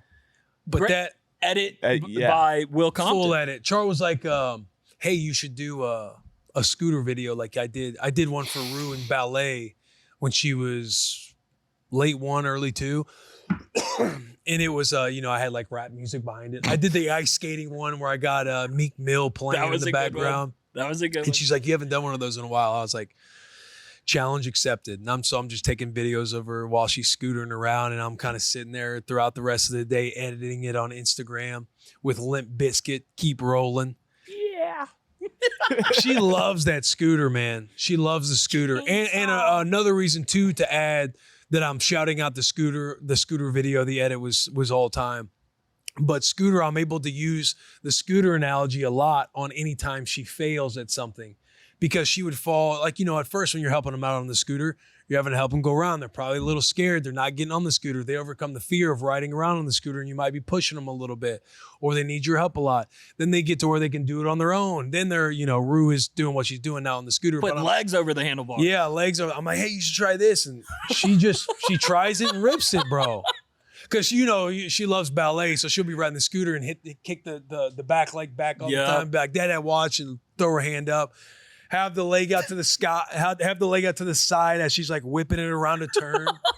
It's insane. She can move on that scooter. She's a psycho on the scooter. Yeah. And it's incredible to see. But I think my favorite part of that clip is when she's just sucking down the water. And you got that look. Her heart has fully turned black riding that scooter. Yeah. But I'm able to pull back to the analogy of, like, if she's scared to do something, or she falls down and she's crying. And I always get to go back like, hey, remember the scooter? Think about how good you are on the scooter now. You weren't always that good. You fell a lot. Yeah. You didn't get it figured out a lot. But guess what did you keep doing? You kept getting back on the scooter. So I'm able to pull from that a lot. So that's why my survival kit shout out is going to be, having a piece of equipment that they can ride. It's going to be the same with a bike, and I'll be pulling from the scooter analogy. But the scooter's been awesome for learning moments and leaning back on, like, metaphors and analogies when she's doing something new that challenges her, because she gets pissed off fairly quick because she wants to be perfect at everything. Yeah. Dude, I love that as a survival kit. We interrupt this episode to bring you our very first sponsor of the show. I know I've done some ad reads, but this one is strictly for the dads. It is Wayfair. Shout out Wayfair Furniture. Get organized, refreshed, and back to routine for way less. Head to www.wayfair.com right now to shop all things home. Back to the episode. My crack a cold one very briefly, and we kind of touched on it at the beginning, was the fair. The county fair. Tell me about your experience, because I thought you were a sicko for taking her to the fair, because I'm thinking, I went to the Williamson County Fair, and I was able to ride stuff, but you can't do nothing with a newborn. Anything. We didn't do anything except eat a corn dog and drink lemonade. That was it. How good was the corn dog? It was really good. They were big. And huge. And Jill is a corn dog sicko. She could put 8 of those down, and she would tell you that. I'm bragging about her right now. I mean, she loves a good corn dog. And it was just a photo op, dude. The whole thing was just a photo op, getting out of the house, having fun. And a lot of people have a different mentality with newborns of, like, you need to stay at the house and not expose them. You do absolutely whatever you want to do. But Jill and I were just feeling stir crazy. We wanted to get out together, go do something fun around other humans, and bring Scarlett. And dude, it was so much fun. We had a blast. And I did the, God, what's the name of it? It's the Wild Bird chest strap. I had her on the chest mount for the first time. And just looking down, dude, like, I haven't been in the world with her enough. You know what I mean? Yeah. And so I'm like seeing all these humans and blah, blah, blah. And then I'm just looking down, and she, got the wide eyes and like the little, lips going. Yeah. And I'm just, oh my God, you're incredible. You're so cute. And then just spit up. Good. I'm not even worried about it, dude. It was just a blast. I wrote down we were fully operating. That was the other thing. Jill had the diaper bag on. We had our Duna. I have the Wild Bird thing with her. I'm holding my survival kit, the Amazon flexible tripod fan. To quote a man that we know and love, Will Compton, buddy. The Amazon flexible tripod fan is next level, dude. It's $16. It's got an LED light on it. It's got 3 speeds. I should be getting a commission for this fan. That's how much I fucking love this fan. Is that your survival kit? That's my survival kit. I kind of threw them into one, but I'm just walking around with, making sure she's not getting overheated, hitting her with the fan. Got to see, like, all the little animals. Didn't get her too close because Mom was like, no, we don't need to be around animals with little Scarlett. I was like, all right. It was a blast, dude. Shout out to the county fair. And you inspired that when y'all went. It's a good county fair. It is a really good county fair. They got the rides and food trucks and stuff set up on that top level. You walk down the concrete a little bit. They got a lot more rides at the bottom level. Tons of rides. Food trucks. Then they got this little like the farm where you can go in like when Scarlet gets a little bigger. We were just walking around. You start off at the beginning where they give you an apron and a basket. You get to pick out a red or a green apron. Put the apron on. You got a basket to where it's like a day in the life of farming where you go. That's fun. You go and grab the what do they call it? The little teats of the cow. The udders. Yeah. The udders of the cow. And then they hand you a box of milk. You're kidding. Yeah. You like milk the cow. They'll give you a box of milk. You go to they have set up like wooden trees with apples sitting on them to where you pick apples. You go to where there's dirt everywhere and you hit the little, what is it? The little gardening hoe deal? The little mini hoe? Is that what it is? Yeah, a hoe. Yeah, gardening. Hit it in the ground, then you pick up, you pick up your peppers, tomatoes. You go, they have a chicken coop where they have these fake chickens, and then there's like eggs sitting in the coop where you pick up eggs. They got a little fishing pond where they have like a magnetized fishing rod that'll hit the tip of the fish. You pick the fish. You go into where they have this fake sheep. You brush the sheep, and then they give you a little package of wool. No. And then at the end, you go to the cash register, you go to the farmer's market, and you put back all the things so they can, restock it back out in the field. Yeah.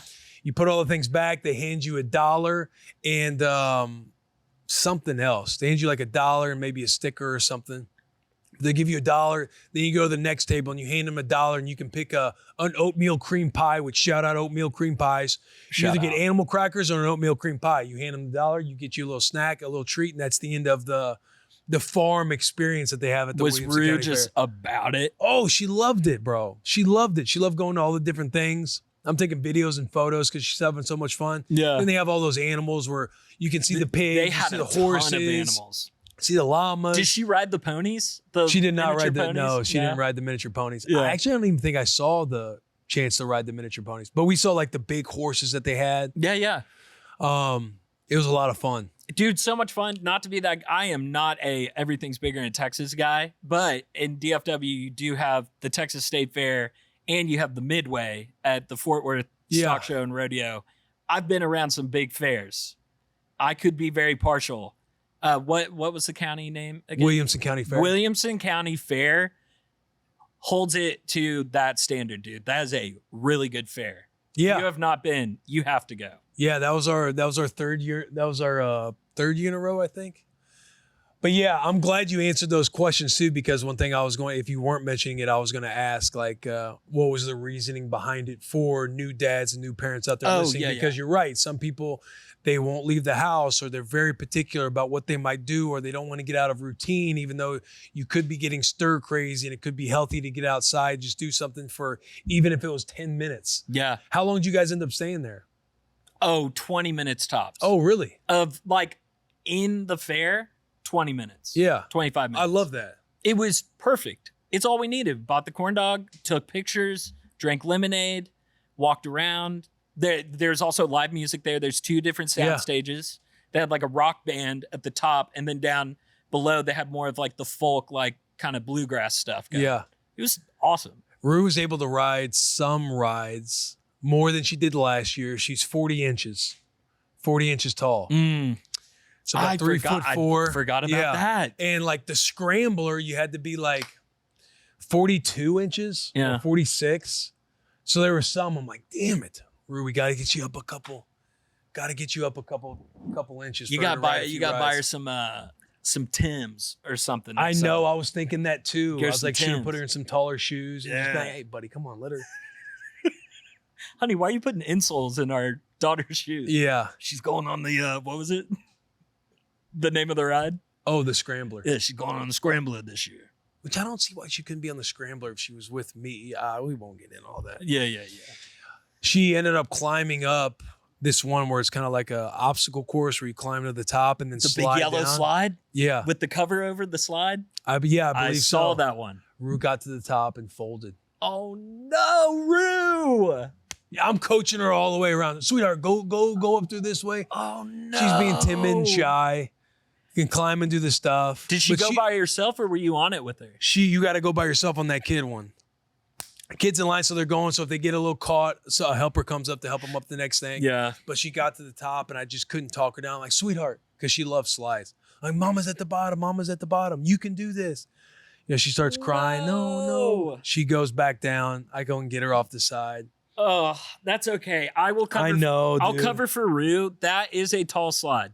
She That did is a it very last tall- year. No. Yes, and that's what I was trying to tell her. Oh, Rue. And she wasn't even tall enough to go on it last year. A lady was just sweet enough to her. She's like, oh, she can go. She didn't know any different. I know. And That's you why know she what did happened? it. Did you see the clown one? Like with the mirrors, and you go up and you do a little swirl slide. Yeah, the Funhouse one. The Funhouse one. She did Yeah. that with Mom. She did it with me last year, but she went down the swirly slide and she got caught sideways on the swirly slide. So she was a little scared at the end of that slide because she was sideways. I'm like, sure, Yeah. you're all right. You knocked it out. You did this one last year. Yeah. And then we went to that jungle one, the one with the yellow slide next. And I think she just had the framework of being sideways on the slide, so the slide intimidated her a little bit because it was so high up. Oh, I know. bro, that is like my number one thing is just like seeing friends when we'd go like cliff jumping or something at a lake, and that one friend that's like too afraid to do it, and they sit there for like 20 minutes. Yeah. But it's their face when they come out of the water. They get at the end of the slide. They're like, know. see? I know. It was worth it. I was bummed. Sweetheart, you did it last year. You did this one last You trust me. Trust me. It's just straight down, no swirls. She would have loved it. She would have. Got to keep it under an hour. We do. I have a what are the odds? It's very quick. Good. What are the odds? Shout out FanDuel. This is a crazy one. This one's going to scare you, Will. I actually looked up some odds. Listen to this one closely, Will, because as a father of two girls, this one might strike you in a wild way. There's a 20 to 30% chance that you have already met your son-in-law. Really? There's a 20, if you live in the suburbs or like in a non-major urban area, there is a chance that you have already met your son-in-law or interacted with him in some way. If your child is under the age of 10. It's 5%. So you're saying, what are the odds that I have? That's what I'm saying. It's 20 or 30%. And it's 5% in large urban areas. Yes, time will tell. But I thought that was a crazy stat. If there's any front runners right now, it feels like it'd be Hudson. The Canada trip. There you The go. way Rue is taking interest in talking my man's ear off, and he's just acting like a full dude. And I Being like, she wants to talk to me. I don't want to talk right now. Buddy, trust me, I get it. But if you want to learn anything now, it's you listen. Yeah. And maybe I need to go back and read that stat more carefully, but I'm pretty sure it was under the age of 10, it's like 20 to 30%, That's an interesting stat. which is nuts. Yeah.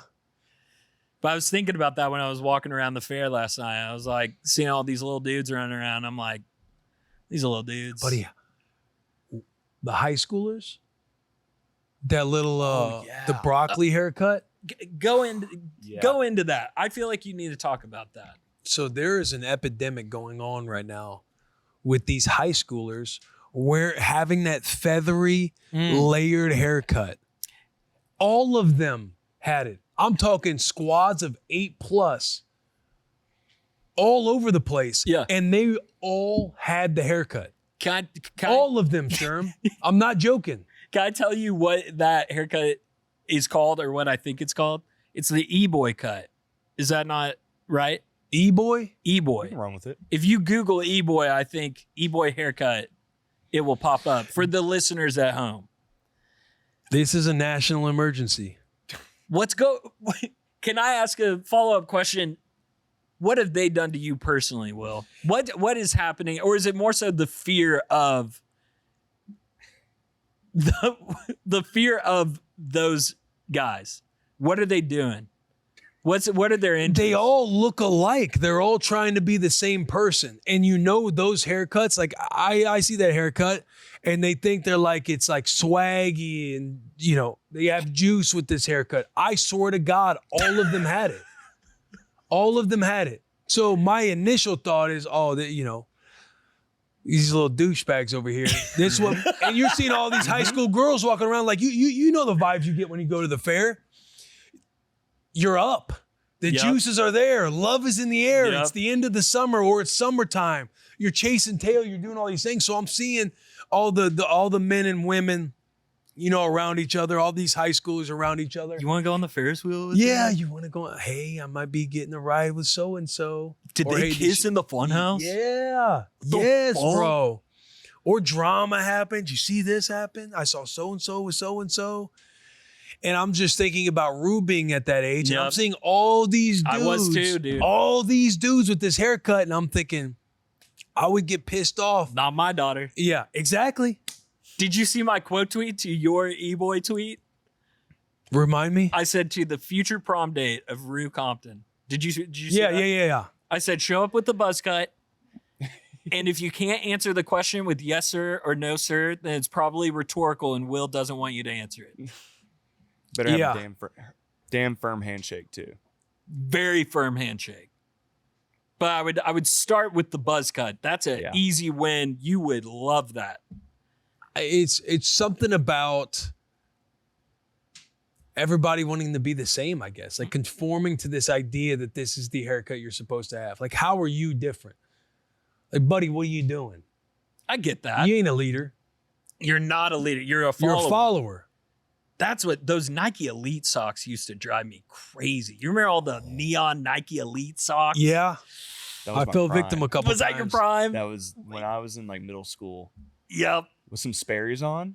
Oh. I remember the Sperry wave. I stayed out of it. Oh.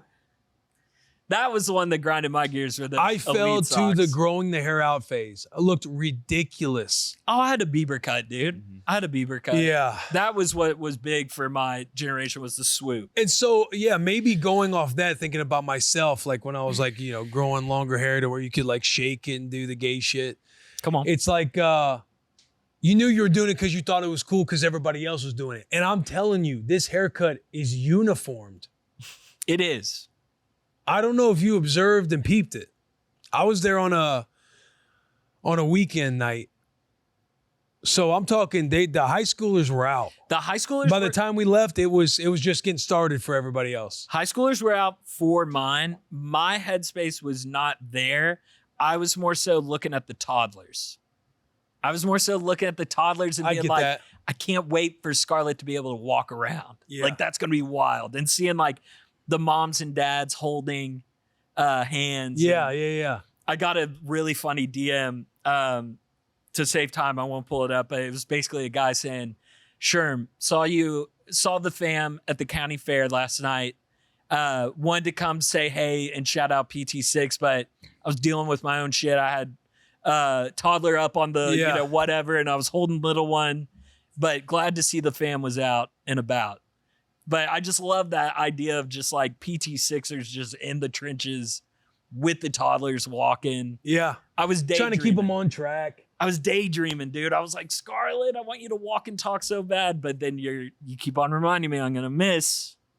Yeah, enjoy it as much as you can because once that phase is over, it's over. When she my little just in my chest pouch. I respect that. It's like I want to say my mind was doing that because it's like now that she's 3 and she's pretty, and it's like I'm just thinking about those things a little bit more because they're just gonna keep growing up. They're gonna keep getting older. Yep. I said, and you watch these shows where their daughter have these love interests in the shows, and my whole mindset is like, this is what my daughter's going to be going through. And I'm looking around, and there ain't no prospects. Ain't no real prospects. Prospects that I'd be like, God damn it. And dude just walks into your front door. I'm not a dad. Hey, Mr. having Compton. Open the door. Hey, Mr. Compton, shut the Mr. door.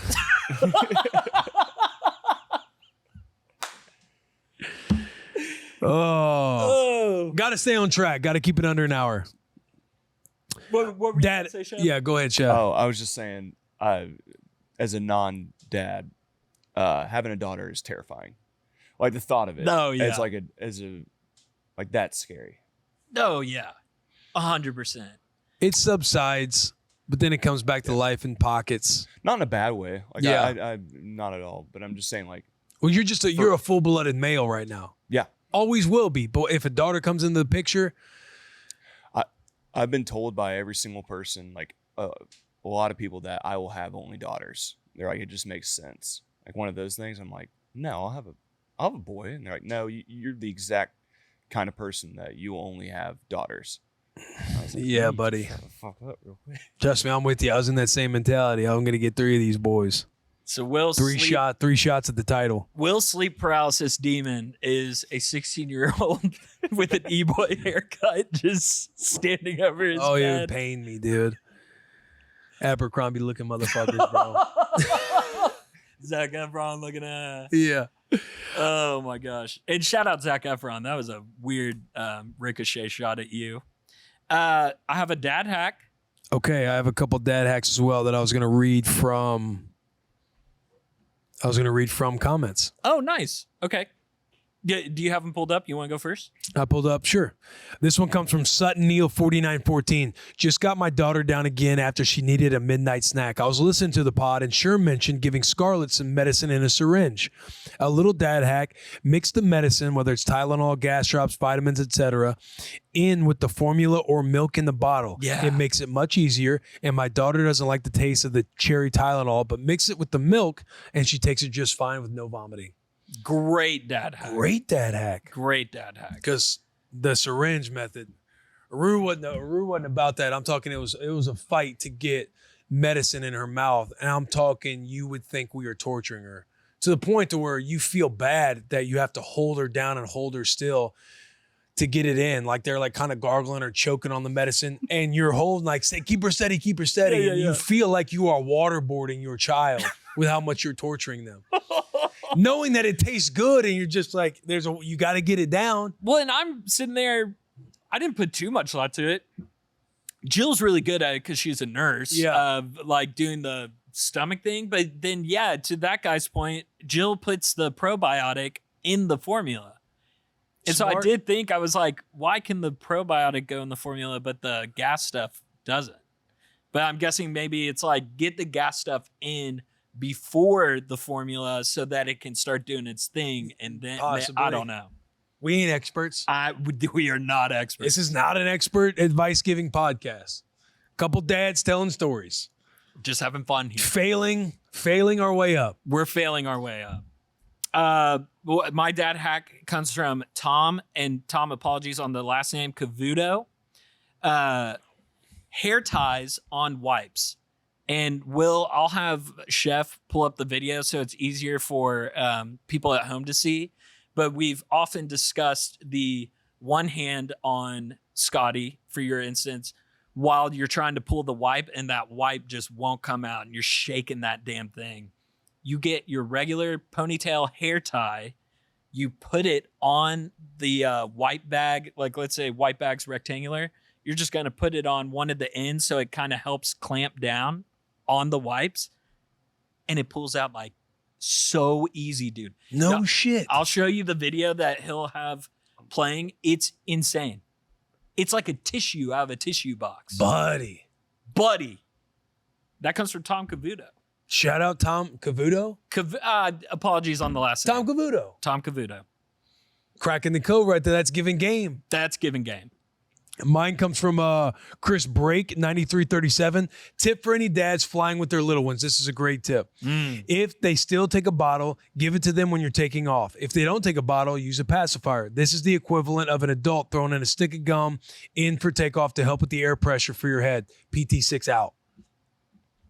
That's a good one. That's huge. Yeah, that was one that Char was on top of, like when we'd start taking off with Rue or Scotty. Yeah. Like timing it up to where you start feeding them for takeoff. So that way, yeah, the air pressure, ears popping. They're kind of sucking it down while the elevation is going on. Yeah. So that way their ears don't pop. That's good. I would love that week before I travel to Waco for that game. Yeah. I would love to have a breakdown with you of just go through everything. Done. That would actually be really fun Done. because I need it. Maybe we could do a double date. I'm sure Char would have some things that I might miss. I'm saying a meeting of the mind. Yes, I'm so sorry. I thought you were saying like y'all come to Waco to the game, and I was like, you're gonna be at the Cincinnati game. What are you talking about? Yeah, no. I'm talking like good to have the better half with It me. would. Because there'll be some things that I forget. Well, and then the girls will run off and they'll start talking about how dumb their husbands are, and they'll become good We'll friends. have to keep the kids. Yeah. It'll be good. Oh, yeah. We'll have fun, though, if we watch the kiddos. Yes, dude, that would be fun. That would be fun. Come on now. Do you have another dad hack? No, I don't. Call-ins. Call-ins. Hotline, 601 The Dads. Chef Jack, Willie C, Sherm. It's Dexter from Forfar, Scotland here. Papa Dexter Team from 6 Scotland? Braveheart Edition. We've got Did you hear that? No. for Scotland here. Papa Team 6 Braveheart Edition. We've got the family trip to Orlando coming up, and I was wondering if you guys have maybe any advice for jet lag. We're obviously, I think, coming out, we're going 5 hours back. I think that's going to be okay. We can maybe make that work, but when we come home, I'm expecting to be in the shit. I mean, I'm in the mud, kid show. Kid show. I don't know if you guys have experienced this, but maybe just any advice that you've maybe heard or whatever would be appreciated. All right, love you boys. Dexter. Dexter from Scotland. PT6 Braveheart Edition. I love that. Hey, shout out Dexter for calling into the show. My tips would be, all right, so I can equate this to us flying to Hawaii. I want to say Hawaii is a 4-hour time difference Yeah. than very Nashville. easily. Yeah. Trip down there was always pretty not that bad for us. Again, we would do a lot of timing up the feeds as we're traveling. We try to keep the same cadence as we possibly can. Yeah. When we land in Hawaii and we are 4 hours back, obviously us being 4 hours ahead, you're wired to, get tired earlier, wake up sooner. We would try and get on the clock, get on the time locally like that we would do. So, for example, if bedtime's at 7, we'd be chopping up on first day. It's probably like 8 or 9 when we're trying to get everybody down, but have the same cadence of waking up. So if bedtime's at 7, wake up's at 7. If we're in Hawaii and we're trying to put the kid down, or we're trying to put Rue down at 8 or 9, or get Scotty down for 8 or 9, because it's not like you're going to be able to accomplish all 4 hours in one day or one shot. Yeah. But say like up to 2 hours at a time, or an hour or 2 at a time. The one thing you'll notice is everybody will be waking up a lot sooner. Yes. A lot sooner. Yes. Even you're going to be waking up a lot sooner. I know Charlie and I, we'd be up just laying in bed at like 3 or 4 in the morning our first couple nights in Hawaii. It really took a while. But we would try and get on the cadence as fast as we could. Again, not all in one chunk to where you're trying to eliminate the 5 hours. So again, if bedtime is usually at 7 for you, if we were doing the whole 5-hour difference going backwards, we would probably be trying to get Rue and Scotty down, within a reasonable, probably around 9 o'clock. It might be 10, but let them sleep as long as they can, because again, that they're probably, chances are they're going to be waking up a lot sooner. And then the next day we would just handle out our daily routine and time it up to where, if they're not eating until 7 or 8, if they're bitching and complaining, we would try and hold off to those times. So if we're eating at 7, if we're eating at 11, you know what I mean? And so forth, 3 o'clock. Rue, now that she's a toddler, it all kind of like, if she's hungry for lunch, we know like, hey, we got to get some lunch in her. We got to get some protein in her. Yeah. But if you're having a toddler, like a newborn or an infant, to where they're on a schedule, we would try and be to that schedule as close as we possibly can and try and get in our regular cadence as quickly as we can. Now, I'll tell you this, every time we've flown back from Hawaii or a spot to where you're traveling a far distance, outside of Canada wasn't too bad, honestly. Oh, okay. It's been a nightmare. Really? Yeah, it gets a little dicey, it gets a little tough. So you just got to know, and you got to prep yourself mentally ahead of time that this is going to be a battle. And it's And not you're just talking going to about be the one flight battle. or dealing with the Traveling jet lag? back home. Jet lag, it's like, you're going to have some jet lag. Yeah. For us, it's all about getting on the schedule that we're at home. And now we have a new local time. And that's the part that's shitty, not the physical part of traveling back, like the flight back. The flight back and being home is the shitty part. Got it. So Flight back and going home was always a challenge for us. Okay. Has always kind of been a challenge for us. And you just got to know there's going to be about 5 different battles on the way home, not just one. When the first one's happening, you got to go, it's got to be second nature. You know what I mean? Like it's default, it's subconscious. This is just number one. This ain't even close to what the shitty part's going to be. That's what you have to tell yourself mentally. Yeah. So that way you're handling it the way you got to handle it. And you just know that there's a war to come. And it's just started to manifest itself in its first battle. But that would be my advice. It'd be trying to get on your schedule as quickly as you can, a couple hours at a time. Then you just create that routine. Try not to deviate from that routine because it's more important for the kid than it is the adult, but you will appreciate it because you're trying to stay on schedule. But those would be my tips for having a successful vacation or family trip. That makes all the sense in the world. I honestly can't touch on it because I haven't done it, to be honest. But not yet. I will be doing it soon. But where did they say they were going again? Orlando. Okay, probably Disney World. Yeah. It might be hitting the parks. That'll be interesting.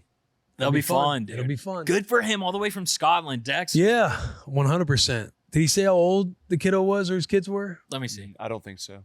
Oh, no, he didn't. But he's got 2, correct? Yeah, 2. But shout out Dexter, and Dexter will get a little Scotland flag going. What up, PT6? This is David from Northwest Arkansas reporting a massive dad win today. We've had a rough week. David from Northwest Arkansas. Second caller, David from Northwest Arkansas. Week of sickness. Wife got sick, then I got sick. Then our 4-month-old son William got sick. 4-year-old son Steven got sick. And somehow our 2-year-old daughter Cameron has avoided the bullets in the crossfire. Thank goodness, because she is an absolute handful on a good day. Also, shout out my youngest son William. He has been great name, just making life super easy on mom and dad. He's been the easiest baby, so shout out him. He's been awesome. But this morning, my 4-year-old ended up in bed with us at some point last night. He gets sick about 5:30 this morning. On his way to the bathroom, throws up all over the wood floor. Mom takes him. They go to his room. They both go to sleep. I clean everything up, disinfecting, mopping, all the stuff. Go to the kitchen, empty the dishwasher, load the dishwasher, hand wash the dishes that are too big for the dishwasher, get those put away. Then I start getting breakfast ready because I know my 2-year-old's going to be up soon. I get the strawberries done, the blackberries, the blueberries, scrambled eggs, sausage links, all the goods. She wakes up, crushes breakfast. What a performance. 4-year-old wakes up, he eats a little bit, get him some water. He's still not feeling great, but he says he's not feeling sick, so that's good. Put him on the couch, say, hey, how about you just curl up here? Here's a little give a mouse a cookie for you. We're going to let mom sleep in this morning. Get all the stuff in the kitchen cleaned up again. It's still spotless and immaculate. There's not a damn dish in the sink, boys. Mom wakes up. She's excited about it. Also, her eggs are on the stove, still warm, ready to go for her. She pumps. I say, hey, Mom, how would you like your favorite drink from your favorite spot? Let me go get that for you. Just got back to the house with her favorite drink. So just wanted to report the massive dad win. Super pumped for the day. Just made a little extra coffee this morning, and we're ready to crush it. So love the content, boys. Love the show. Keep it up. We'll talk to you later. I forgot about the favorite drink part. That is a clinic. Dude. If we ever host a conference for the dads, he needs to be a speaker. That's such a big dad win that it inspires me to be better. It makes me feel like a failure as a husband. But that is what we need. You need fatherhood being embraced that way. I would like to think in the right situations I handle it that well.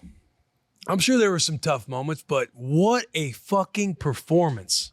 Not only knocking everything out, but having the wherewithal for that cherry on top. Yes. What do you want from your favorite place?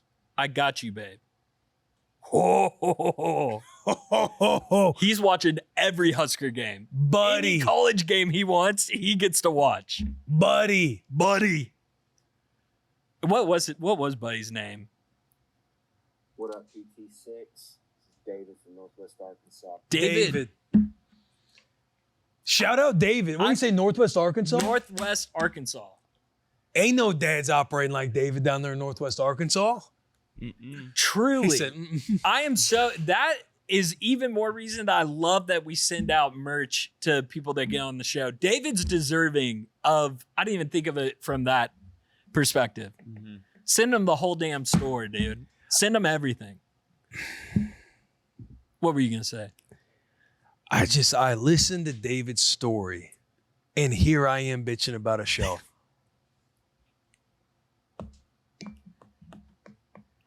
Hey, don't despair and compare, dude. I know, but David's had his moments. that's a great story of leadership. Yeah, dude.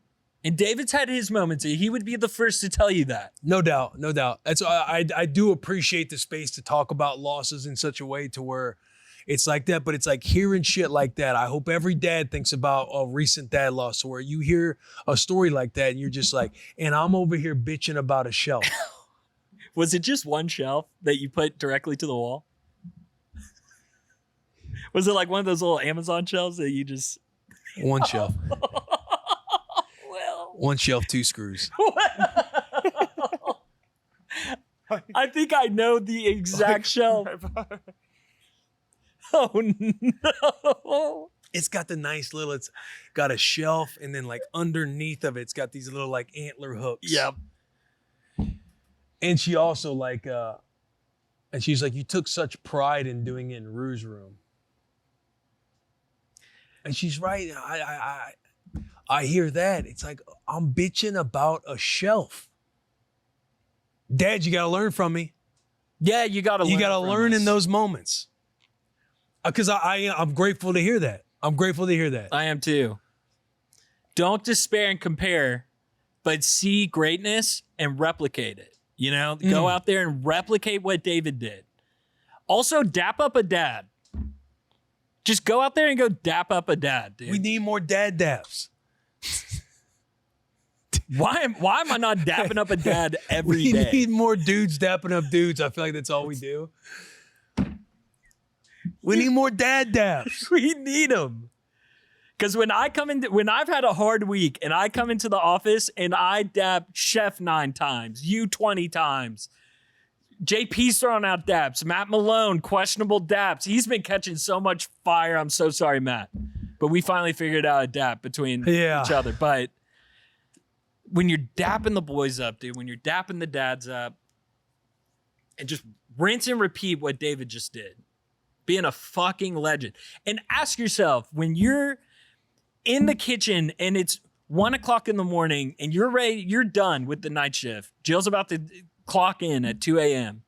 What's something that I can do to bless Jill in this kitchen right now, in the living room? I folded those blankets like shit. Watch me fold these blankets again. God, you're so fucking right. Watch me chop this pillow. She's going to walk in and be like, an interior decorator came through here. Lesson of the week. Be like David. Be like David. Dude, I'm realizing this is going so long. I have such a fire lesson of the week this week.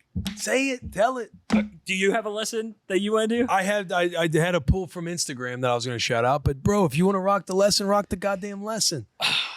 I'm on the lesson thing every week. You are. It'd be good. First lesson. Yeah, it'd be good to hear. It'd be good to get a clip of old Sherm out. This is my first quote of the week. I'll paint a picture really quick. I talked about Lord of the Rings last episode. I will try not to talk about Lord of the Rings every episode, but Lord of the Rings is one of my favorite stories of all time. It inspires me, and this scene in particular brings me to tears when I watch the third film, Return of the King, all the way through. This is one of my all-time favorite scenes. Sauron's forces, and Sauron is the Dark Lord. He is the big baddie for the people at home that have not watched Lord of the Rings. His forces have laid siege to Minas Tirith, the capital city of Gondor. Those are the good guys, okay? Lord Sauron wants all of humanity to be wiped off the earth. He's the Dark Lord, and he often uses man's fear of death to bind them to his will, to his evil, dark ways, promising immortality, great power, wealth. He tricks them. You remember those rings of power he was giving out to everybody, and then it turns you into one of those evil necromancer zombie things, right? Yeah. So, when everything seems lost and Gondor is about to fall, the riders of Rohan pull up to the scene. And King Theoden, that leads the Rohirrim, which is a large cavalry of horsemen, they're coming to basically save the day. And King Theoden turns to his army and he says the following. I think this is a really good morning mantra if you just want to get fucking stoked to wake up and go take on the day. Arise, arise. Spears shall be shaken, shields shall be splintered, a sword day, a red day, and the sun rises. So he's basically saying some shit is about to go down, and it's going to be a sword day, it's going to be a red day, it's going to be bloody as fuck, and look, the sun is rising right now. This is about to happen. So buckle up. He says, ride now, ride for ruin and the world's ending. And then at the end of that, Sauron's power over humanity, if you remember, is reminding them of their fear of death. King Theoden then screams out, death. And his army yells back at him, death. And he screams death again, and they scream death, and then they charge into the enemy forces. He's basically saying, what you hold over our heads, we fucking won it. All of that speech right there that he just said can be summed up in one word, good. He's basically saying, good. We're going to go fucking kick ass. And you can't scare us. You're going to kill us. You're going to destroy us. It's going to be terrible. Good. I fucking want death. I fucking want it. Gets me juice every time. Fuck fear. Fuck fear, dude. Fuck fear. King Theoden, dude. I feel like we were in a locker room right there. Oh. The juice is going. Yeah, I thought you were going to give me some dad lesson on. Dad And I love how you galvanized the fatherhood into what you fear. Fuck that fear. Lean into that fear. Lean into that fear, dude. It's the same thing that we've been Promise saying. that fear. Yes. That good mentality that we like joke about. It's so true, dude. Like when you wake up in the morning and you are tired as fuck, wife has to pump. That means you're holding baby, but you're half awake. You don't really want to hold baby. Good. Good. Death. And you just charge in there full force. You give it your all. Even if you know it's going to end up in a, dirty diaper or crying or whatever. Like, shit will not go our way. Life is hard. It's not, like, it is not easy. And going into it with the mentality of this won't be easy, good, or bring it. I love that, dude. Gets me juice. Go watch that scene, dude. Just type in Ride of the Rohirrim in YouTube. Yeah. If you fucking tear up, dude. Cry, man. And look at the orcs' faces, dude, as the Rohirrim is just about to get to their front line. And the leader of the orcs is backing up. He's like, these guys are fucking nuts. They don't give a shit.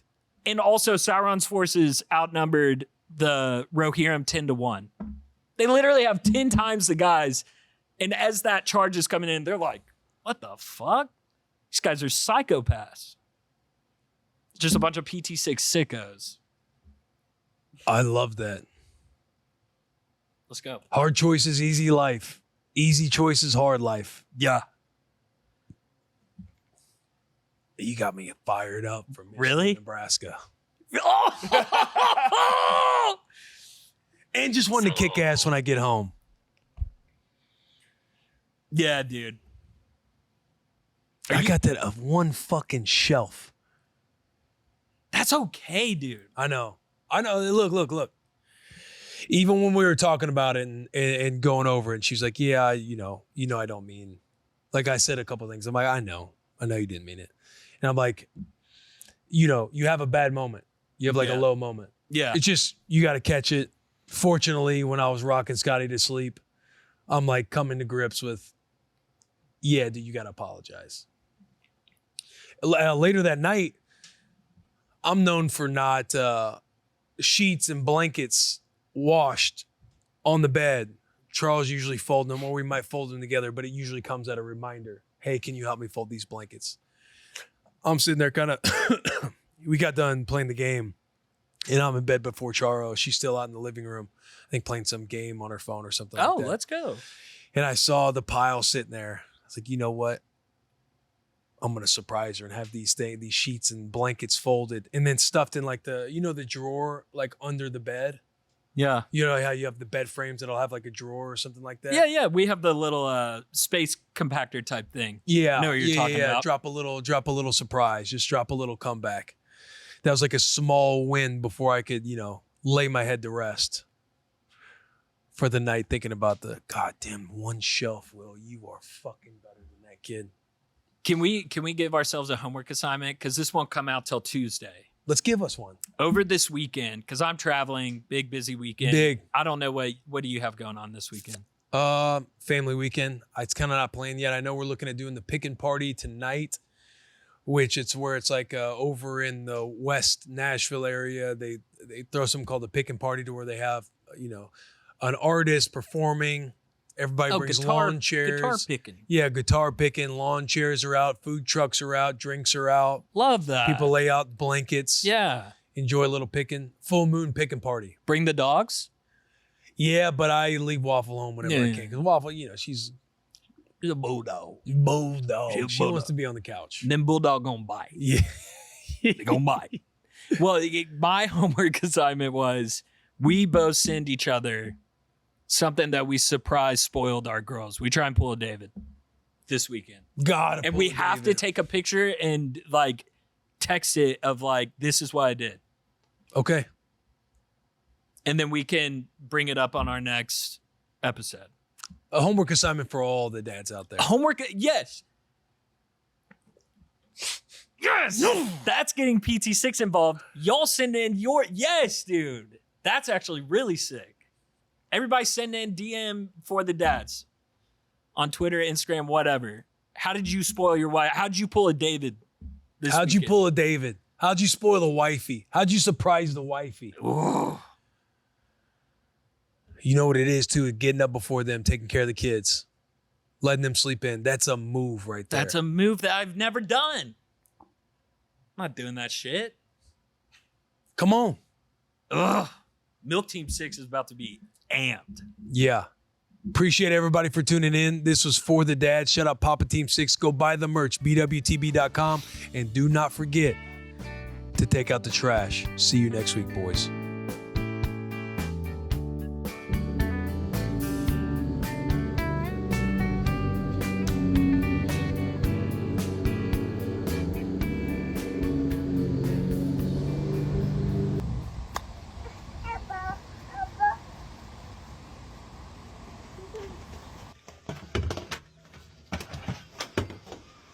Pizza Friday! Pizza! Pizza, pizza, pizza, pizza, pizza, pizza, pizza, pizza Friday! Yeah, yeah, yeah! And we can't just be shut out. The majority of our listeners, we got dad listeners, we got mom listeners, but we can't forget about Team 6 going through Buzz right now. Just had a fellow in. Don't want to spoil her because we got things coming in the pipe with them. We just had somebody